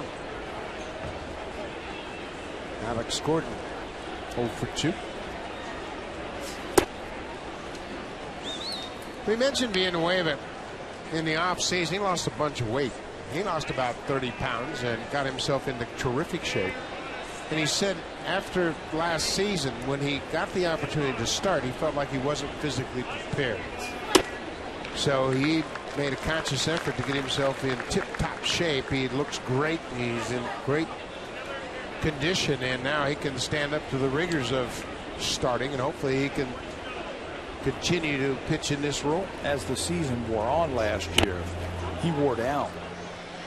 And he just didn't have the same bite that he did at the beginning on his curveball. His changeup wasn't as good, and his fastball wasn't as fast. He also said when training to be a pitcher for the Blue Jays, he said, I'm going to train as a starter because I can always go back to the bullpen, vice versa, instead of training for a relief spot, maybe an inning here, an inning there, and then trying to build back up to be a starter. Makes a lot of sense. 1-2 to Gordon. Inside. Now, what you do if you're thinking about training for a starter, obviously you're going to throw more pitches. You're going to run longer distances. You're going to break your body down, conditioning more frequently because you don't have to pitch as often. So Villanueva has a really good idea what he wants to do. It spoils that fastball. I think running is so important for pitchers. That stamina that they need when they are out there. You use your legs so much. You just don't realize how much you use your legs when you're throwing a baseball. So you've got to be in tip-top shape. Right back up the middle, right to Escobar. He loads in a hurry. 2 down. Now it's time for Future Stars, brought to you by Toyota's More For You event on now. These are the Future Stars, the top midseason performances as an A-ball for the Toronto Blue Jays. Aaron Sanchez, Noah Syndergaard, and Justin Nicolino. Look at their numbers. These kids piggyback each other. That's why their starts are down. You only see 9, 10, and 10, but their earned run average, they are just tearing up the Midwest League for the Lansing Lugnuts. And you got to think sooner or later that those kids are going to be moved up one notch up to High A, which is in Dunedin in the Florida State League. Lansing is 53-28 for the season. Certainly those three have had a lot to do with it. Syndergaard last night went 5 innings, allowed 3 hits, didn't walk a batter, and struck out 6. To improve his record to 4-2, but we showed you their numbers as starters, and they have been great. And those are the guys that all the teams are asking for when the Blue Jays are talking about trade. Those are the first ones they ask for. So do you trade them? Me? No. I don't trade them. But then again, I'm not the manager. The manager has a little different mindset about things. He sees his team, hey, we got a lot of offense. We can pick up a couple of arms now. We can make a run at this thing. And that's always a challenge. Alex Anthopoulos, to his credit, recognized the dearth of players in the minor leagues. They were empty. The cupboards were bare in the minor leagues when he took over, and they had to replenish the cupboard, and they've done it dramatically. But unfortunately, because of that 8-year span of the previous regime, poor scouting, poor developing, and they just didn't have any players. And there was a big gap between A-ball and AAA. I'll give you AAA because there's 3 prospects down there that are big-time prospects. But it's going to be a while before you can really count on those drafted and developed players, the homegrown guys. They've had players here, but they haven't had the type of players that are championship players, that are difference makers, the Robinson Canoes or the Derek Jeters or the David Price. David Price, I mean, top drawer. Evan Longoria, those types of players. And Now, to their credit, Buck, they haven't had the top 5 draft pick like the Tampa Bay Rays have. When they got David Price and they got Evan Longoria, I'll give them that. But they just haven't had those stud players. But now to get back to possibly different agendas, and I can speak from experience, a manager has a very short-term agenda. Yeah. And it might be 3 years until those pitchers get here. Yeah. So you're thinking, hey, if we had some pitching help right now, we've got a chance to win this. But of course, there's like 24 other managers around baseball saying to their general manager, hey, you give me some pitching help, I think we got a shot at a postseason berth. You know what is not working in the Blue Jays' favor is that extra wild card. Extra wild card means more teams think that they are in it, meaning more teams think that they need that one more pitcher to put them over the hump. And having more teams in, it's just driving the prices up to those pitchers who might be available. Yeah, and some of the demands are ridiculous. You know, you got a pitcher who's going to walk at the end of the year, and they want your right arm and your left leg. Yeah, your 3 best pitching prospects for a rental. I don't see it. Not now. Maybe 1st of August, the end of August. That July 31st deadline is the first one. And boy, we've seen a lot of shuffling of rosters in Kansas City. Made 4 roster moves today. They brought up Nate Adcock and Lewis Coleman, a couple of relief pitchers, and Opson Vin Mazzaro and designated Mitch Meyer. So everybody is shuffling their rosters dramatically. How about that at bat by Escobar? Bautista's looking at first. Escobar hustles, and he fouled off several pitches during that at bat and ends up with a single to right. You can see why he is a 300 hitter. He can foul off the tough pitches and then stay back on a breaking ball and just shoot it to right field. Ideally situated in that number 2 hole. That's what Ned Yost wants out of their number 2 guy. He fouled off 4 balls with 2 strikes and ends up with a 2-out base hit. That's just the 4th hit for the Royals tonight.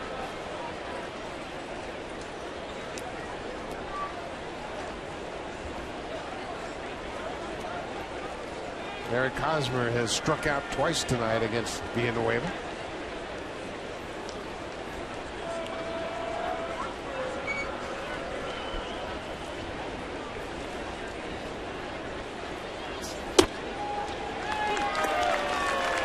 Bautista always with his head up comes up like he's going to throw.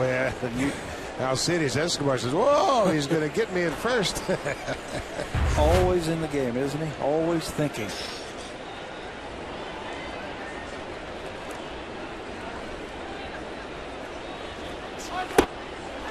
Eric Hosmer has had a nightmare of a night trying to connect with that breaking ball. Trying to figure out if it's a fastball or an overhand curve. He has started him off with fastball up his first 2 times up and then finished him off with a curveball. 0-2, you don't want to make a mistake here.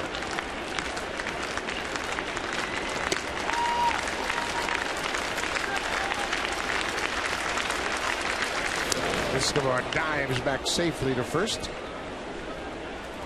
Bullpen is up and working. Jason Frazier, the right-hander. Jason, 7 pitches in his inning of work last night. So he is fresh and loosening up. Frazier faced just 2 batters. He had a ground ball out off the bat of Jeff FRANCOEUR and then got an inning-ending double play. A 9-2 double play. Bautista throwing to Jeff Mathis, who tagged out Mike MOUSTAKAS at end of the 7th.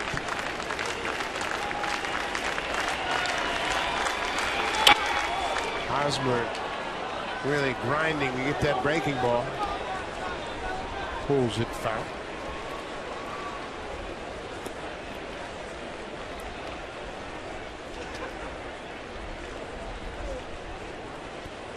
Villanueva has been very good tonight, but he's getting close to his limit.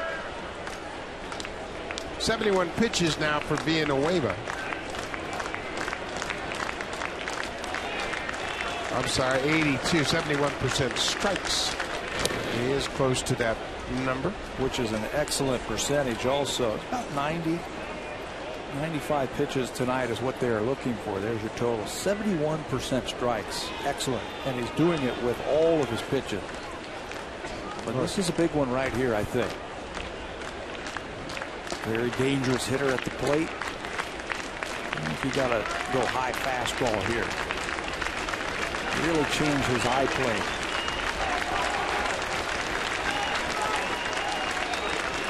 There goes the runner. Fouled straight back. Escobar was on the move. Well, I agree with you 100%. Everything that Hosmer has seen here tonight has been down. So he's looking down, and if it's not a perfect pitch, he's going to have a pretty good hack at it. Just change his eye plane once, maybe twice. And then you can go anywhere. You can go overhand curveball. You can go change up. You can go whatever you want. But in this at bat, he has stayed down and he has jumped ahead of him. So now change it up. And you know hitters, when they see that fastball with 2 strikes, they think they can hit it out of the ballpark. Well, now he's got breaking ball in his head. So he is not over anxious. He's going to wait back and try to protect against that breaking ball. And that fastball about letter high will look like it's 100.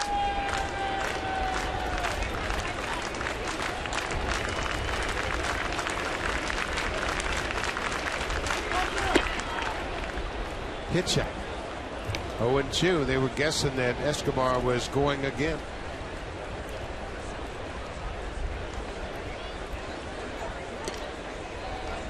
High fastball can act almost like a pitch out if the batter takes it. If he doesn't swing or foul it off, it's almost like a pitch out. Went right down again and gets another strikeout with breaking ball. 3 strikeouts for Hosmer. He's been saddled with the hat trick tonight. 7 strikeouts for Villanueva. 3-0 Jays.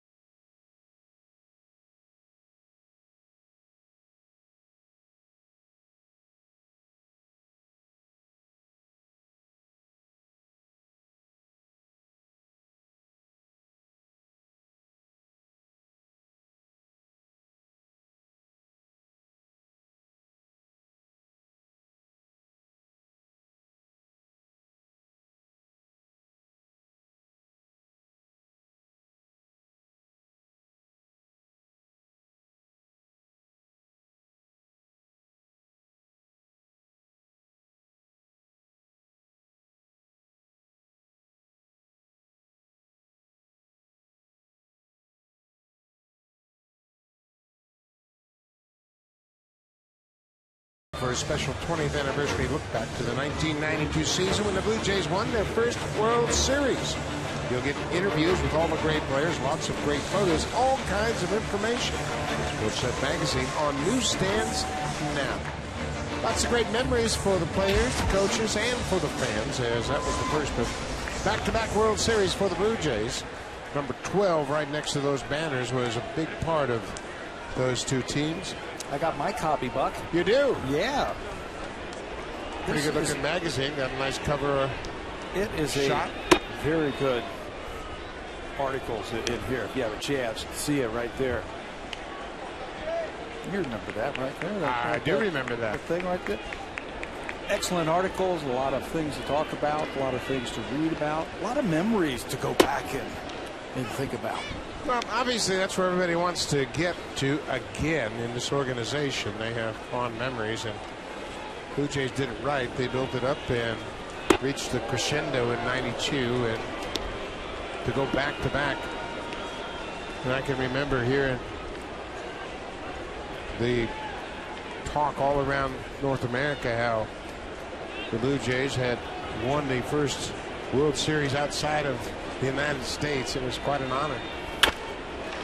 Rajai Davis continues to impress with the bat. He's had a triple and scored and had a sac fly. The Blue Jays have hit 3 sacrifice flies in the game tonight. And if you're wondering about the record for sac flies in a ball game, it's 5. There's a good breaking ball, and well, Pat, you were right on the money with the scouting report. Later in the game, that slider has been huge for Mendoza. With 1 out, let's check in with Jamie Campbell.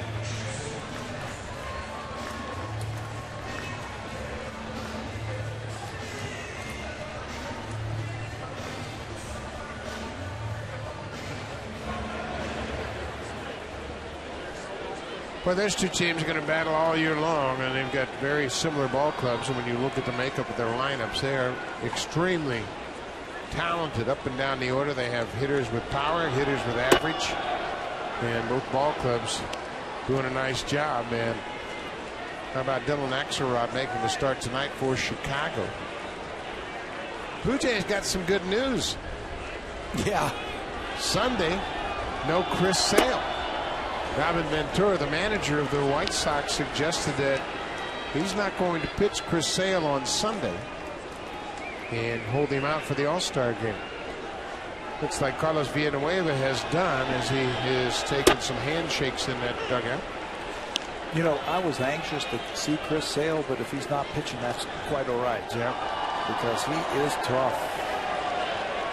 Robin Ventura was anxious to give Sale some extra rest during that All-Star break. Kelly Johnson shoots one through the infield into center. Johnson's first hit of the night.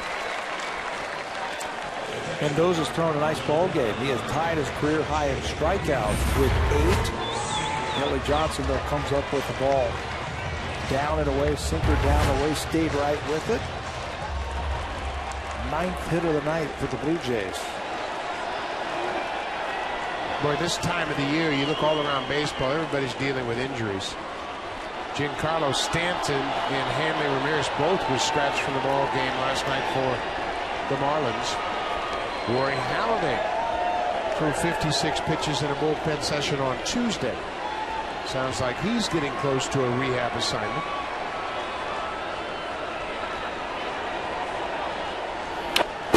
Darren Sevier fouls it straight back. How about the Boston Red Sox? Daisuke Matsuzaka goes on the DL with a neck problem. Will Middlebrooks has a hamstring problem. And all of a sudden, the Red Sox are thinking about trading for a third baseman. Didn't they just trade one? Boy, oh boy. Euclid goes to Chicago. Red Sox are down to 3 extra players. Punto, Kelly Shopik, and Brent Wheelbridge. You see who played third base today for the Red Sox? Mauro Gomez. A first baseman. Not on my radar. Yeah, he just was called up.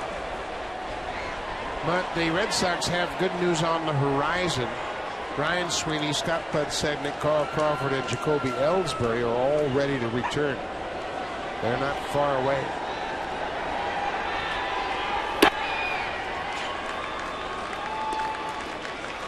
Chris Coleman, who has just been recalled from the minors, is starting to loosen up. Boston sent Clayton Mortensen back to the minor leagues. And how about this? They reached an agreement with Bobby Jenks to buy him out of his contract. He's done with Boston. A lot of player movement. Yeah, we're going to see a lot more. Once you get into the All-Star break and teams have time to assess their needs and their wants, second half of July is going to be busy. Yeah, a lot of trades, possibilities.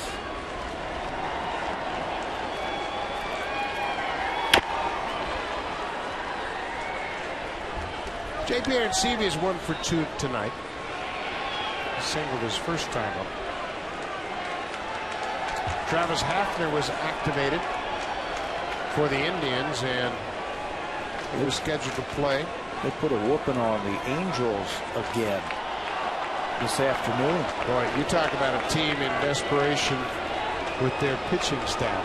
Dan Herron and Irvin Santana were hammered again. Cleveland beat the Angels 12-3. Hafner 1 for 3 in his return to the lineup. Irvin Santana's line wasn't very good. He had pretty good command. He hit every bat he threw at.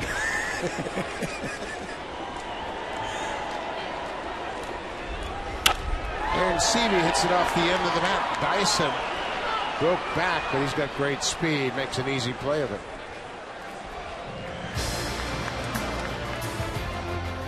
Watch over 50 years of Honda racing innovation at the Honda Indy Toronto, July 6th to 8th. Get tickets at HondaIndy.com. The Honda Indy will take place over that weekend in July, and that's one of the Indy drivers, James Hinchcliffe, here in attendance tonight with a front row seat. Well, if the weather holds like this, it'll be a terrific race here in Toronto. Racing around the exhibition grounds down on the lakeshore should be a great event. 2 outs. Snap throw to first. Sal Perez, the catcher, made a throw from his knees last night to nail Rajay Davis, and it was the talk of batting practice. Under 2 seconds how he got that ball down to second base. I've heard 185, 187. Just put it right on the bag to get the out at second base.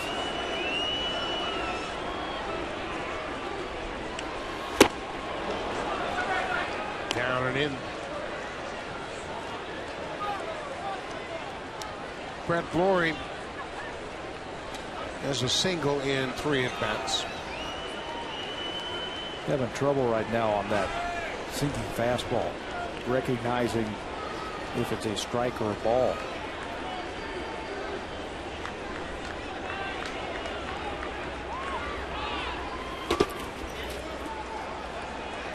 I tell you what, Sal Perez is a big man. He weighs 245, and we stood next to him during batting practice. He is a big man, but boy, does he move around behind the plate.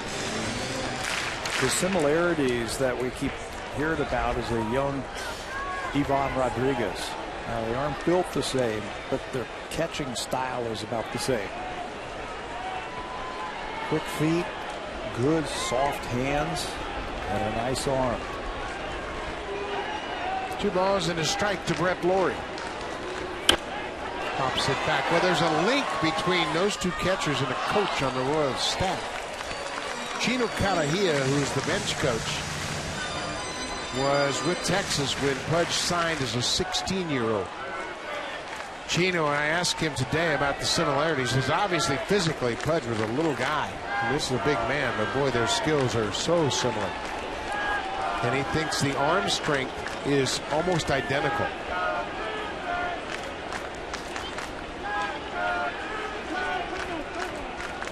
But Chino saw Pudge when he first signed at 16 years old, and I can remember when Pudge came to the big leagues, he changed the game with his arm.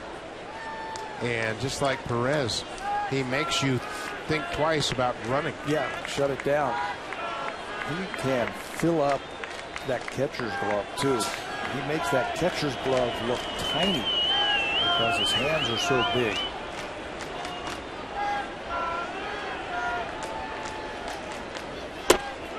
Strike 3 call. Breaking ball. Laurie strikes out for a 3rd time. That's 9 strikeouts now for Mendoza, and that slider in the middle innings has been an effective weapon.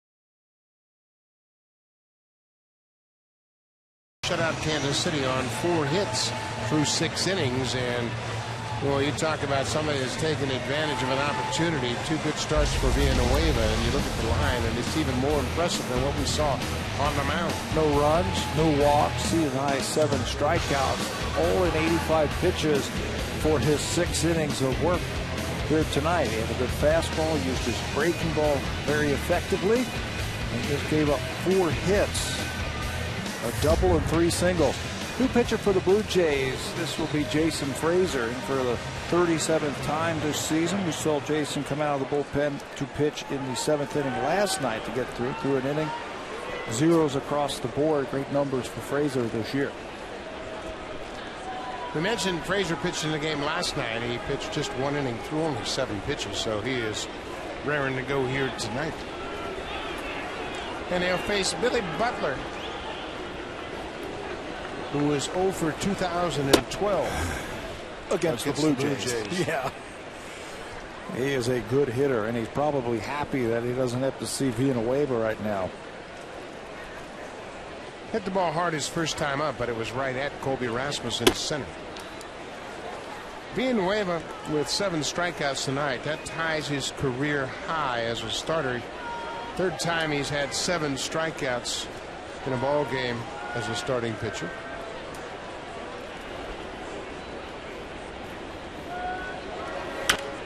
Pop back out of play. Let me correct myself. He's had 7 strikeouts as well as a reliever.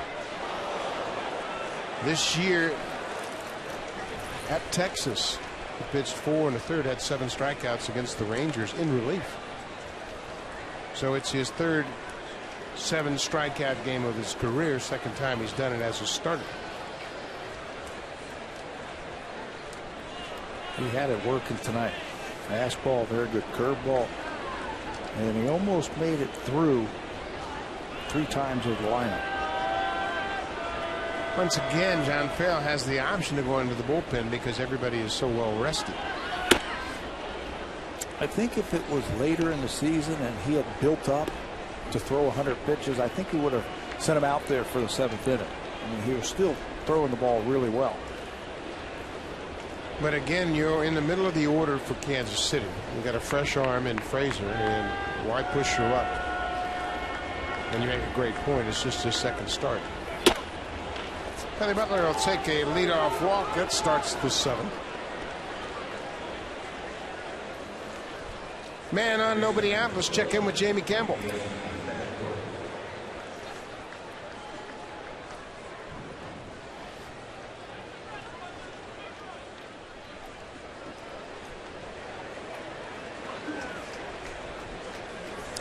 Charlie Manuel, the Philly manager, is still optimistic that his ball club can get back in the race, and they've got a lot of work to do. They had lost 6 straight going into that game this afternoon. They are now 37 and 46. They're 9 games under 500 in last place. And you can be optimistic, but sometimes you have to be realistic. They're in the bottom looking up.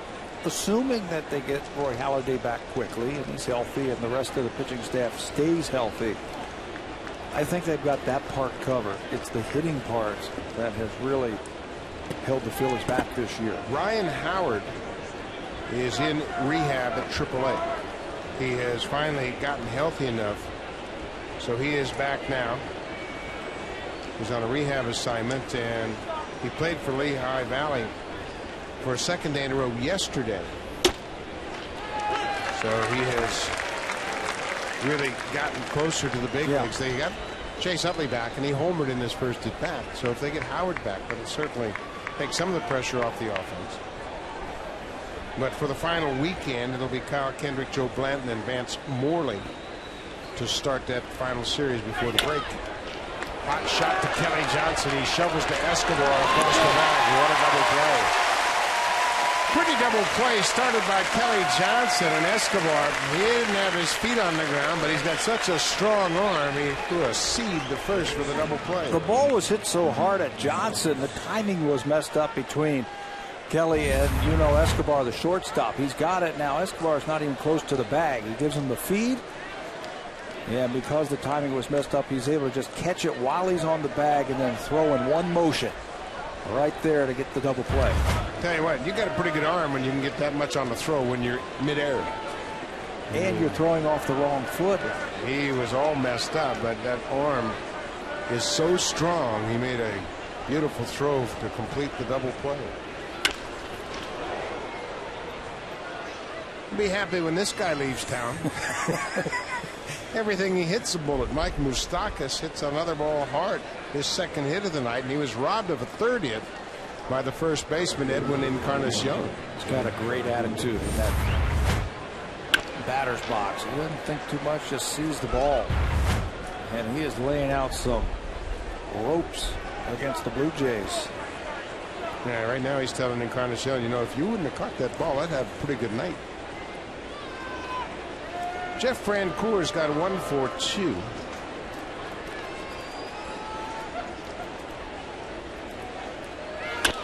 He hits the ball hard into left. Rajay Davis, and it goes all the way past him. Boy, that's a huge mistake. As Moustakas will score, Francoeur is headed to third. And Moustakas scores all the way from first, but Rajay Davis made a bad judgment going after that ball. With 2 outs, playing in front of you, concede the base hit, but he allows Moustakas to score, and Francoeur ends up at third. Unless you are 100% sure that you're going to catch this ball without having to leave your feet. And the ball short hops him, and when it gets by him, even if you're going to do that, throw your body in front of it, try and keep it in front of you. 2 outs, nobody on after that double play ball. The Royals come back and they've scored a run. They've got a runner at third base. But you're right. Just if you're not 100% sure that you're going to make that catch, back off, play it on a hop, and it takes a single to possibly score that run. Once again, you got to know the situation to score. It's 3-0. Concede the base hit. It's first and second and 2 outs. And you're right. If you can't make the catch in a routine fashion, play it on the hop. So Francoeur ends up at third with a triple, his third of the season. And Sal Perez has the count in his favor.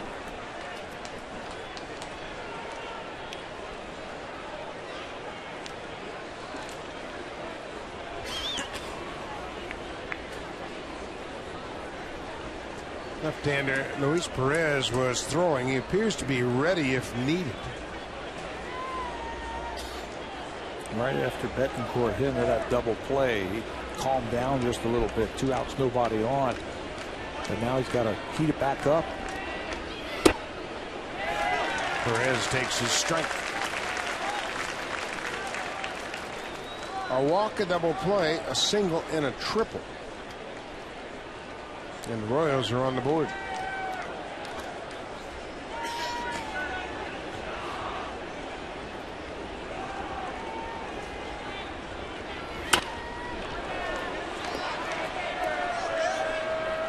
Perez is a dangerous hitter.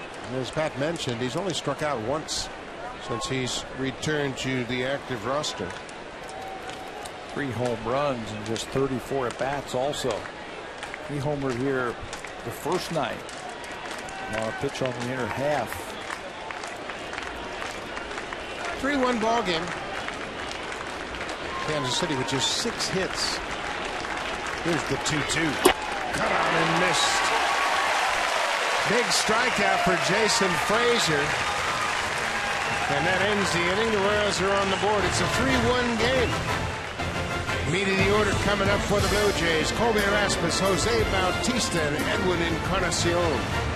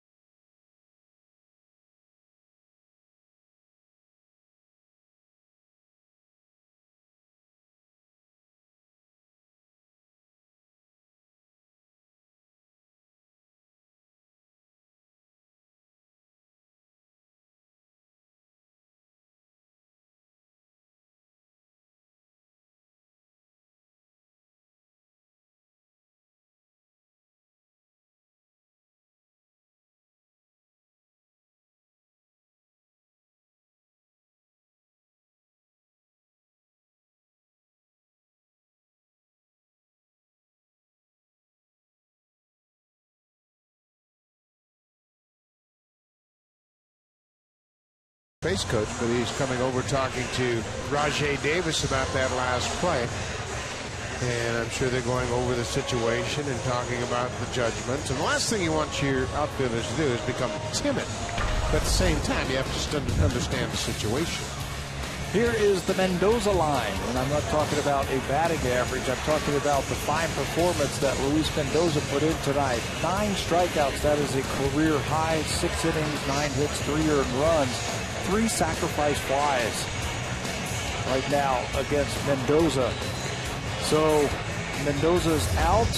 Kelvin Herrera is now into the ball game. Herrera, the hard-throwing right-hander. Not 100 miles an hour. Blue Jays saw him earlier. He can run it up there. Very good fastball, but it's straight and an excellent changeup. Yeah, he's got a big arm. We have seen him throw 100 miles an hour in Kansas City in April. And he's got good movement. Right-handers batting just .214 against Herrera. Second appearance for Herrera in this series.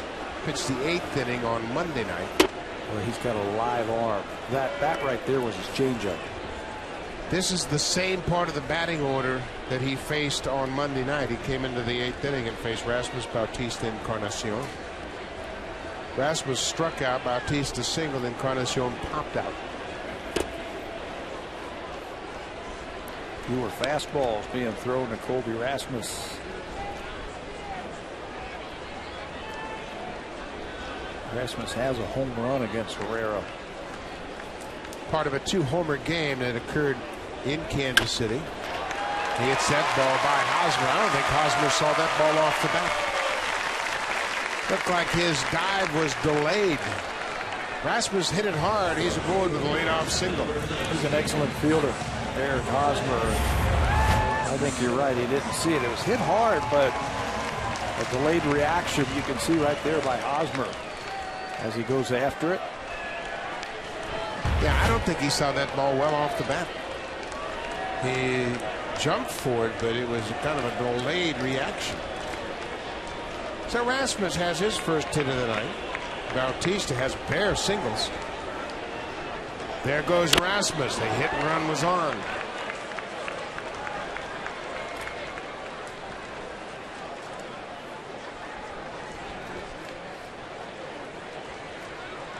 Royals have cut into the Blue Jays lead. It's a 3-1 ball game.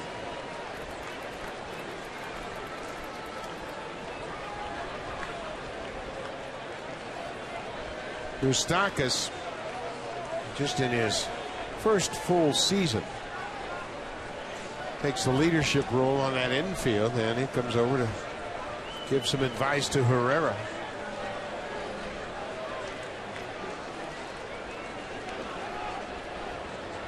Nobody out.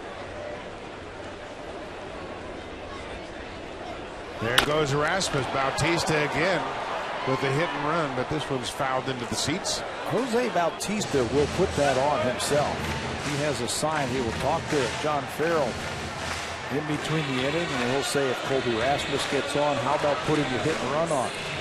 I know this guy, Herrera. He's going to throw me fastballs away. I can punch a ball to right field, and Rasmus can go all the way to third base.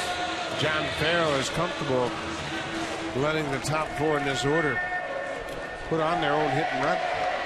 They have been here now for over a month in this same sequence of batters, so they know each other very well. Bautista in a hole.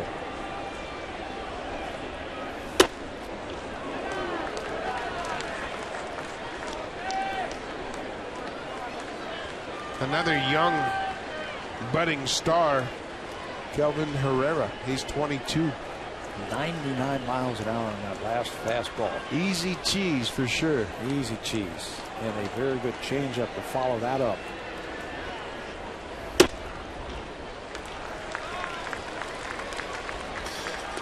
You've hit against guys that spit and snort and have the big leg kick, and they'll throw 100. But you can kind of gear it up for that. Yeah. When you got a little guy like this, it's nice and easy. That 99 jumps on you. And it's a nice, free, easy windup also. If it's straight and he doesn't have anything else, yeah, big league hitters are going to turn around that fastball. He's got a change up. Stays alive with that off-speed pitch. He was out in front. Pretty good change-up. Change-up, and he can spin a breaking ball. I think good things are going to happen with this kid right here. Like maybe a trade to Toronto? Kansas City is collecting good arms in their bullpen. Interesting how they handled Herrera through the minor leagues. He started out in the Dominican Summer League. He started half the games, not unlike what's going on with Syndergaard, Sanchez, and Nicolino. Then the next year they moved him to Burlington in the Midwest League, and he pitched 3 years in the Midwest League because he was young. Boy, Perez got nailed with that pitch. Right on his knee.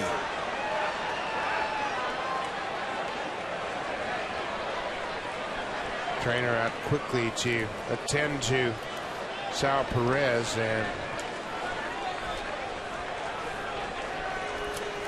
that knee is where he had his surgery. And you know, those shin guards are very protective, but they have to be flexible, and you get one in the crease of that shin guard where the knee flexes. And that's probably where he got that. Just send shivers down the spine of the Kansas City Royals. They don't want to have another knee injury with this kid. Yeah, his surgery was on his left knee, but that one caught him between those protective pads. Hits right on the kneecap. Watch where it hits. Full swing by Bautista, and you can see he's got his body kind of turned, angled a little bit, exposing that inside part of the knee. That's why you want catchers to line straight up with that pitcher. Yeah, he really put himself in harm's way there. You can see where he got the side of that shin guard instead of the front where it's most protected. So that was a good pickup, Pat. You got to make sure that you stay facing that pitcher.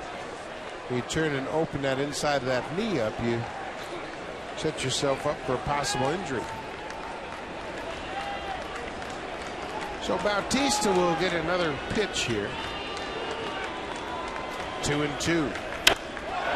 High, deep fly ball to left, but Gordon's got room.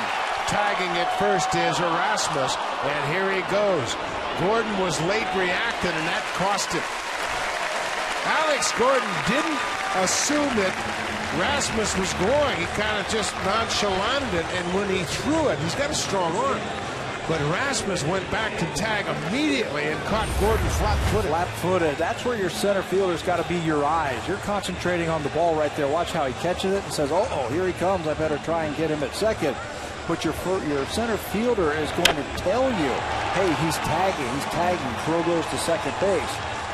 He was almost surprised when he looked up and saw Rasmus tagging and advancing to second. Yeah, he shouldn't have been surprised. The Blue Jays have tagged every time they have a chance with nobody out. The shortstop also has to help you out. He can run out there to left field and holler tagging, tagging, tagging, but Gordon had no idea that Rasmus was tagging. Another fly ball, this one deep to center field. DYSON is back. Tagging at second is Rasmus, and he'll advance to third. But now there are two down.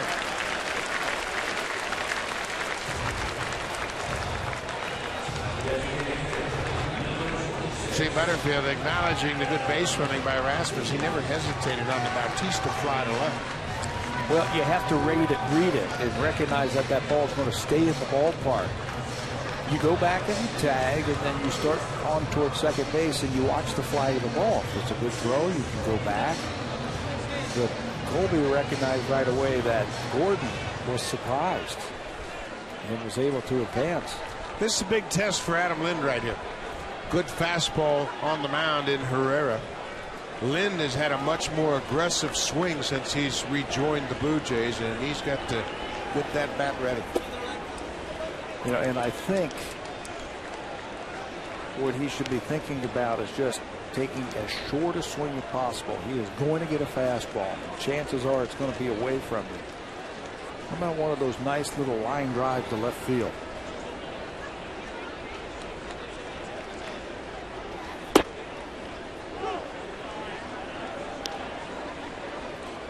Not a late movement, and that's his changeup. Great movement, 88-mile-an-hour changeup. Ball on the strike. Upstairs at 100.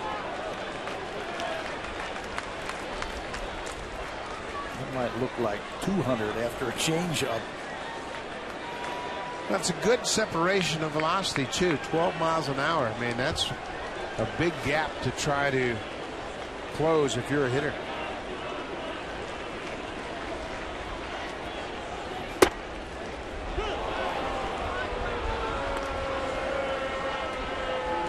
Another changeup. It's 2-2.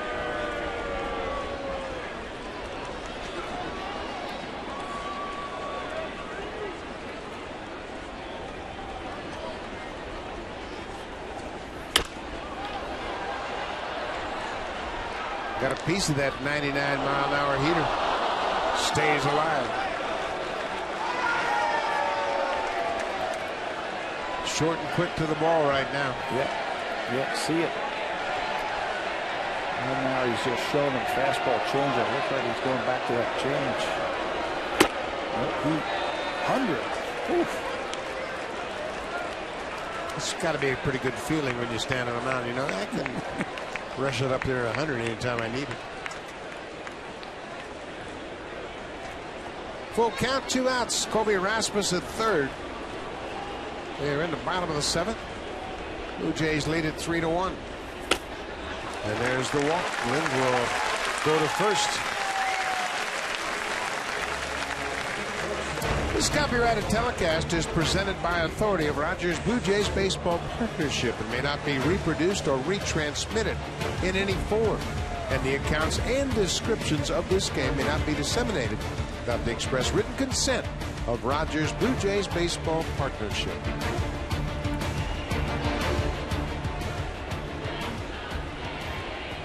First and third, 2 outs. Yunel ESCOBAR. A couple of ground outs and a sacrifice fly.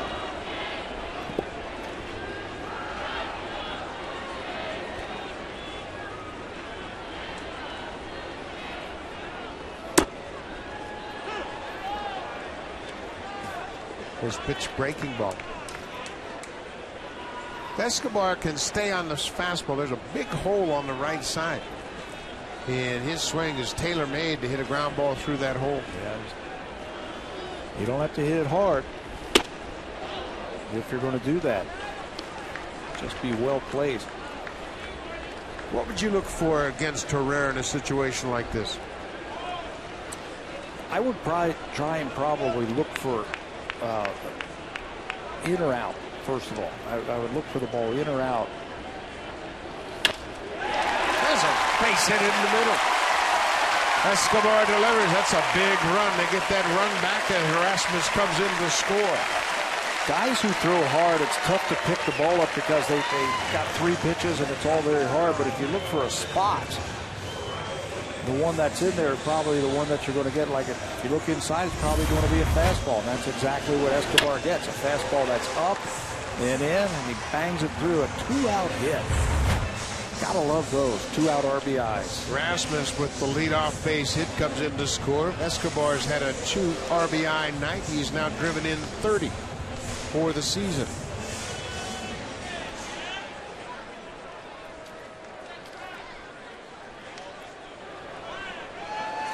Well, that's a big run to get back. The Blue Jays gave the Royals a gift run in the top of the 7th, and they have gotten it back. It's 4-1 Jays.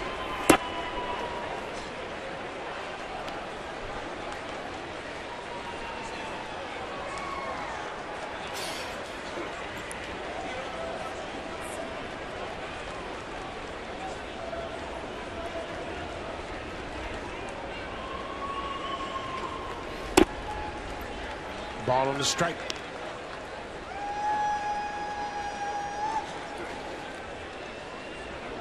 Blue Jays have a 5-1 advantage over the Royals this year. They swept the Royals in a 4-game series in Kansas City back in April. Davis bounces it to third. MOUSTAKAS will go to second for the force out. Nice play on the short hop. That ends the inning. But the Blue Jays get one back. It's 4-1 after 7 here at Rogers Center.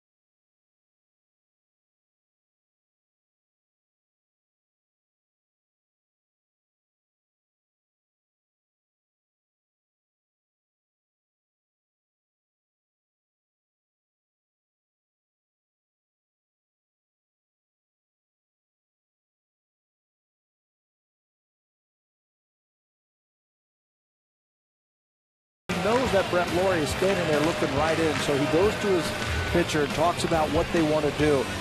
Goes to the inside, does not give a sign, goes to the inside. 9 times out of 10, that is a fastball, but he shifts right to the outside part of the plate at the last minute. Slider, Jose Bautista strikes out. He gets a pitcher with a big strikeout, the smart play tonight.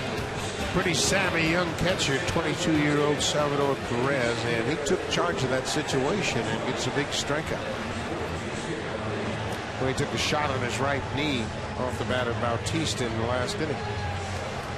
Darren Oliver, he was the receiver of a Tabby Award earlier in the night when Pat Tabler gave him the award for a great first half of the season, and the numbers suggest he was well deserving. Keep on rolling. A long award. Look at those numbers for Oliver. 33 games, 29 innings. He's only walked 7, given up just 5 earned runs, 196 batting average against. He has allowed a run in just 5 appearances and allowed 3 runs over his last 27 games. He has taken over the 8th inning when the Blue Jays have the lead. Jason Bourgeois pinch hitting for JARROD DYSON. Bourgeois started the first 2 games of this series with Ricky Romero and Brett Cecil, the starting pitchers. And he's had a good series. He had a 3-hit night in the opener. And he had a 2-run triple in last night's game.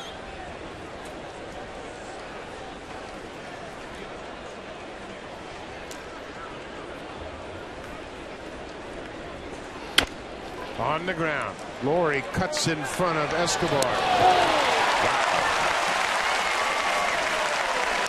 You talk about explosive range. That ball was hit right at the shortstop, but not sharply hit. It was going to be a challenging play for ESCOBAR. Brett Lawrie won a first half tabby with his defensive play, with plays just like this. Lots of range, and anytime that third baseman can get over there, cut that ball off. It's a shorter throw. His momentum is heading over towards third, and he gets a very fast runner. He was almost at the dirt at second when he threw that ball. And he's recognized immediately that it wasn't sharply hit. And ESCOBAR was going to have a different and a difficult angle coming from shortstop. Now, I know that he has played in the shift a lot this year. That ball's grounded up the middle softly. Kelly Johnson unloads in a hurry. Boy, the defense has been on its toes tonight. And that goes back, in my mind, to the starting pitcher. Carlos Villanueva threw a lot of strikes, kept everybody engaged, and the defense has responded accordingly. He worked quickly. He threw strikes. He kept everybody, like you said, into the ball game. People are going to be on their toes. Another good play by the inner defense, one by Johnson. Encarnacion with a nice stretch on the other end. They've turned 2 double plays tonight. Encarnacion took an extra base hit away from Mike MOUSTAKAS, and Brett Lawrie with a dazzling play on Jason Bourgeois.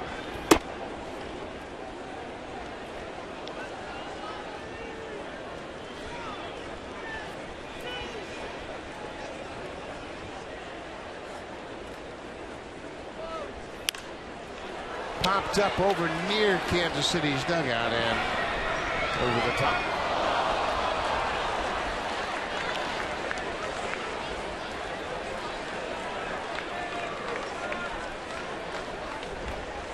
Darren Oliver, in my mind, has been better than advertised. He comes in, he's very efficient. He knows what his strength is, and he sticks to it. Took something off that breaking ball. He does that very well. He adds and subtracts with his fastball and his breaking ball. He can set guys up with 3 different pitches. That's his curveball right there. That's in the dirt. He manages situations. He's got a real good feel for reading swings. Just missed that outside corner. You can bet the Blue Jays are going to get some calls regarding Darren Oliver second half of the season. He's got playoff experience. He's been in the postseason 6 straight years. Ball is shot into right field. Bautista smothers it. What a play. Bautista came after it, thought he had a chance to make a catch, and once he realized he couldn't, he smothered that ball to keep Escobar at first. Throw your body in front of it just to keep him over there at first base. Another good piece of hitting by Escobar. He just dumps it into right field. But look at Bautista. Goes over there, catches it on the short hop. He is playing Gold Glove outfield. He sure is. And you know what? A lot of people don't give him credit for just how good he is. He's a very physical outfielder. He throws well, runs well, gets to all the balls, but he's a very smart outfielder as well. Very aware into the ball game. And yeah, he was thinking about catching that ball, but once he recognized he couldn't catch it, the next thing he thought about was smothering it. This ball is hit into center field. Rasmus is back, just on the track. Eric Hosmer has gone 0 for 4.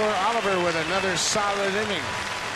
Now it's time for a Blue Jays Central update. Here's Jamie Campbell and Greg Zahn in the Blackberry Broadcast Studio.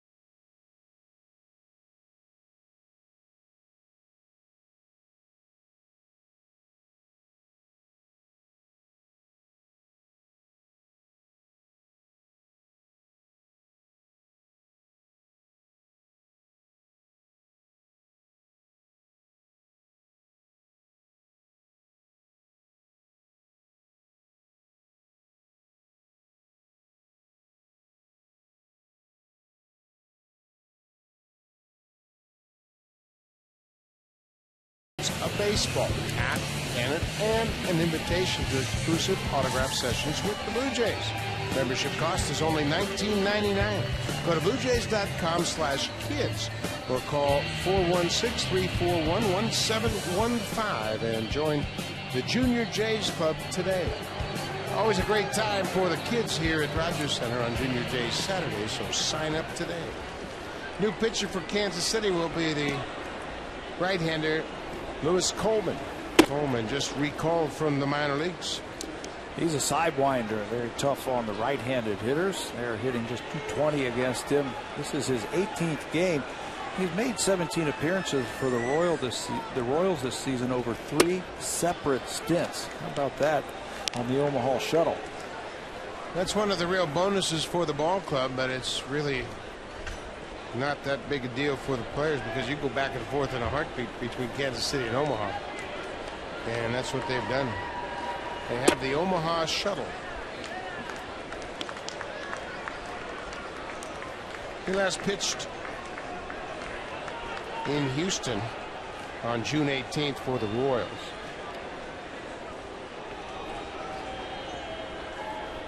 Kelly Johnson, the second baseman. Ball gets away from Perez. Kansas City felt like they needed some relief help. They were only carrying 6 relievers the first couple of games in this series, and Ned Yost sent back yesterday's starter who came out of the bullpen and helped him out and brought up a couple of more relievers. Going to go with a 3-man bench like the Blue Jays. It's really unfortunate, but just the way pitching is in this day and age, benches are very thin. You don't have many options, and you really can't pinch run a lot. You pinch hit maybe once a game, and that's about it. Johnson strikes out. Second time tonight, Kelly Johnson has gone down on strikes. Well, when you have a 3-man bench, one of them is your backup catcher, and that's the last man standing. You pretty much eliminate him unless it's an emergency. So you've got 2 guys. Maybe a speed guy, maybe a middle infielder. And it makes it awfully tough for the manager to get his team into a right situation, especially late in the game. Pierre and Seavy's gone 1 for 3. But most managers will tell you they'll take that extra arm and play with a short bench just because of the inconsistency of their starting pitching.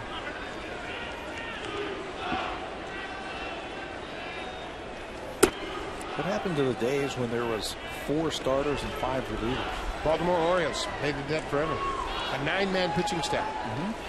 And in their heyday in '71, when they had the 420-game winners, they had a guy down in their bullpen that rarely pitched, Dave Leonard. He was a long man. He didn't pitch unless the starter got knocked out. And how often are those 4 starters going to get knocked out? Yeah.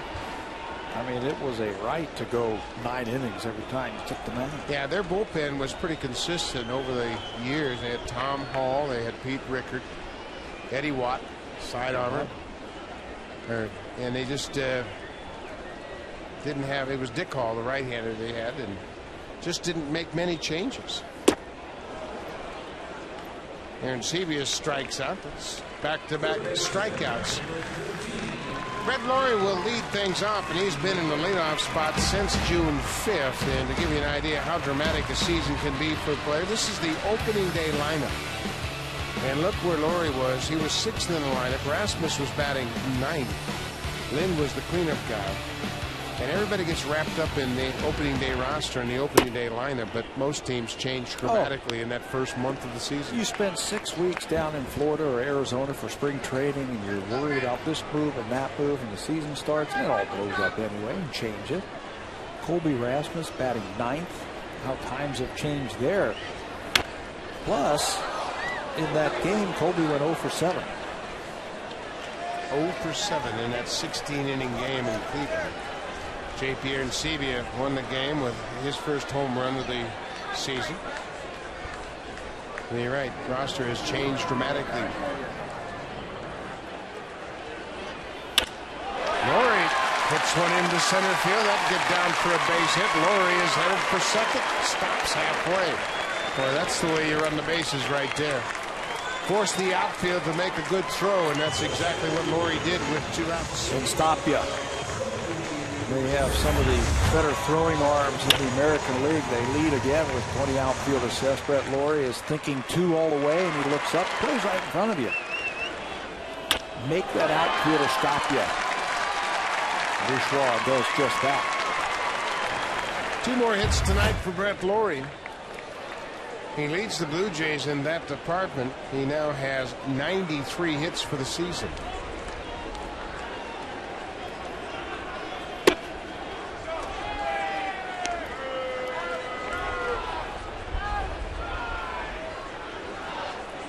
Laurie could make it into the top 10 in that department. He was one of 2 players tied at the start of play tonight with 91. That was tied for 10th.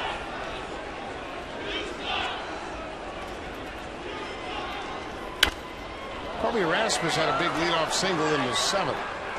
Came around to score on Escobar's RBI base hit.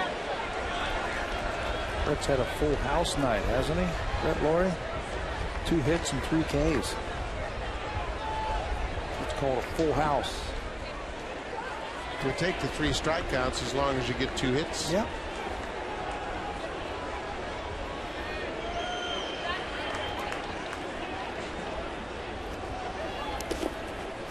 I'd love to see Laurie and Encarnacion hitting 300 at the break. Right now, Edwin's at 298. Brett's at 295. And boy, that'd be a great way to kick back and enjoy the All-Star game. We haven't seen a 300 hitter all season long. Just counting the first couple of weeks of the season, of course. But as the at-bats started piling up, Blue Jays do not have a 300 hitter.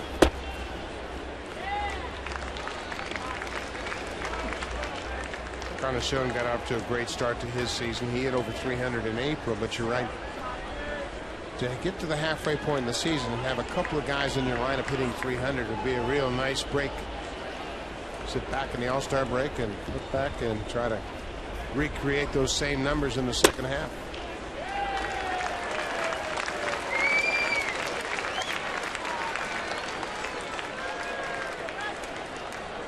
Edwin hit 322 in April, 234 in May, and 322 again in June.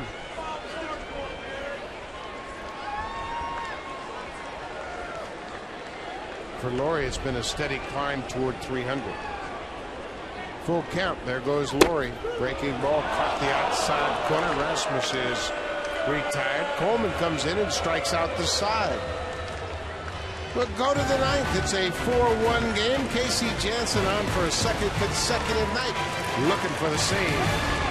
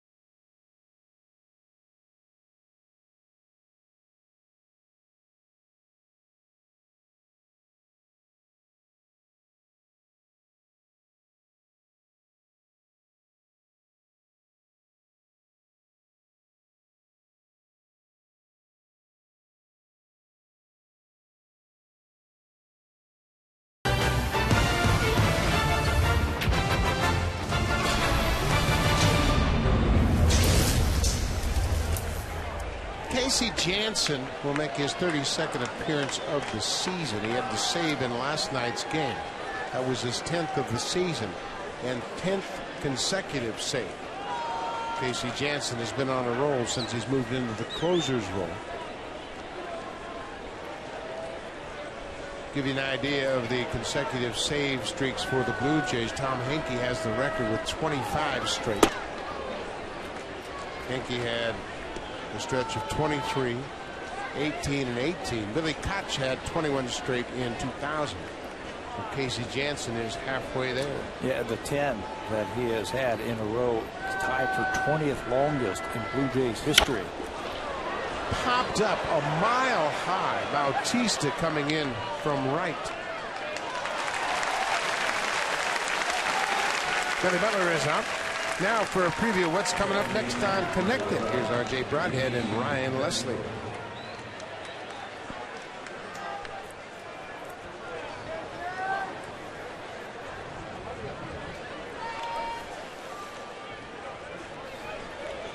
Interesting to see where Steve Nash is headed. Raptors were hopeful he would accept that offer, and they made him a nice offer. I can't believe where he went. We're not going to tell you, but I can't believe it.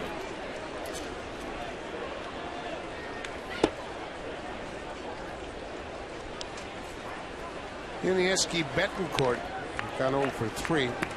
Royals have been held to 1 run on 7 hits.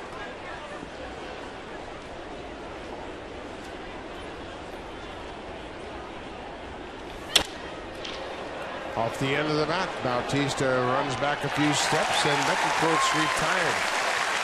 Casey Janssen right now is making quality pitch after quality pitch. Well, he's getting the outs by putting the pitches where he needs to. That ball down and away. He has got great stuff, and he is making pitches. He's had 7 1-2-3 saves this season. 7 of his 10.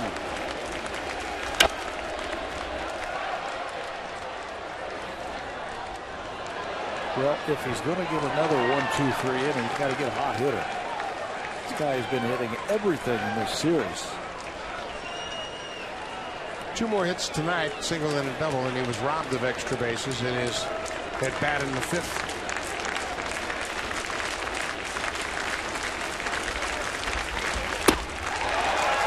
Good breaking ball. I asked Casey about left-handed hitters and how you're cutting that ball to the outside part of the plate. He felt like lefties early in the year were cheating on him, looking for the ball on the inside. So now he's starting to cut it to the outside to finish off those lefties. 0-2. That's a setup pitch right there. Fastball away. And now he can go to that pitch. He backdoors it to those left-handers. They give up on it. He gets a lot of strikeouts with that ball away.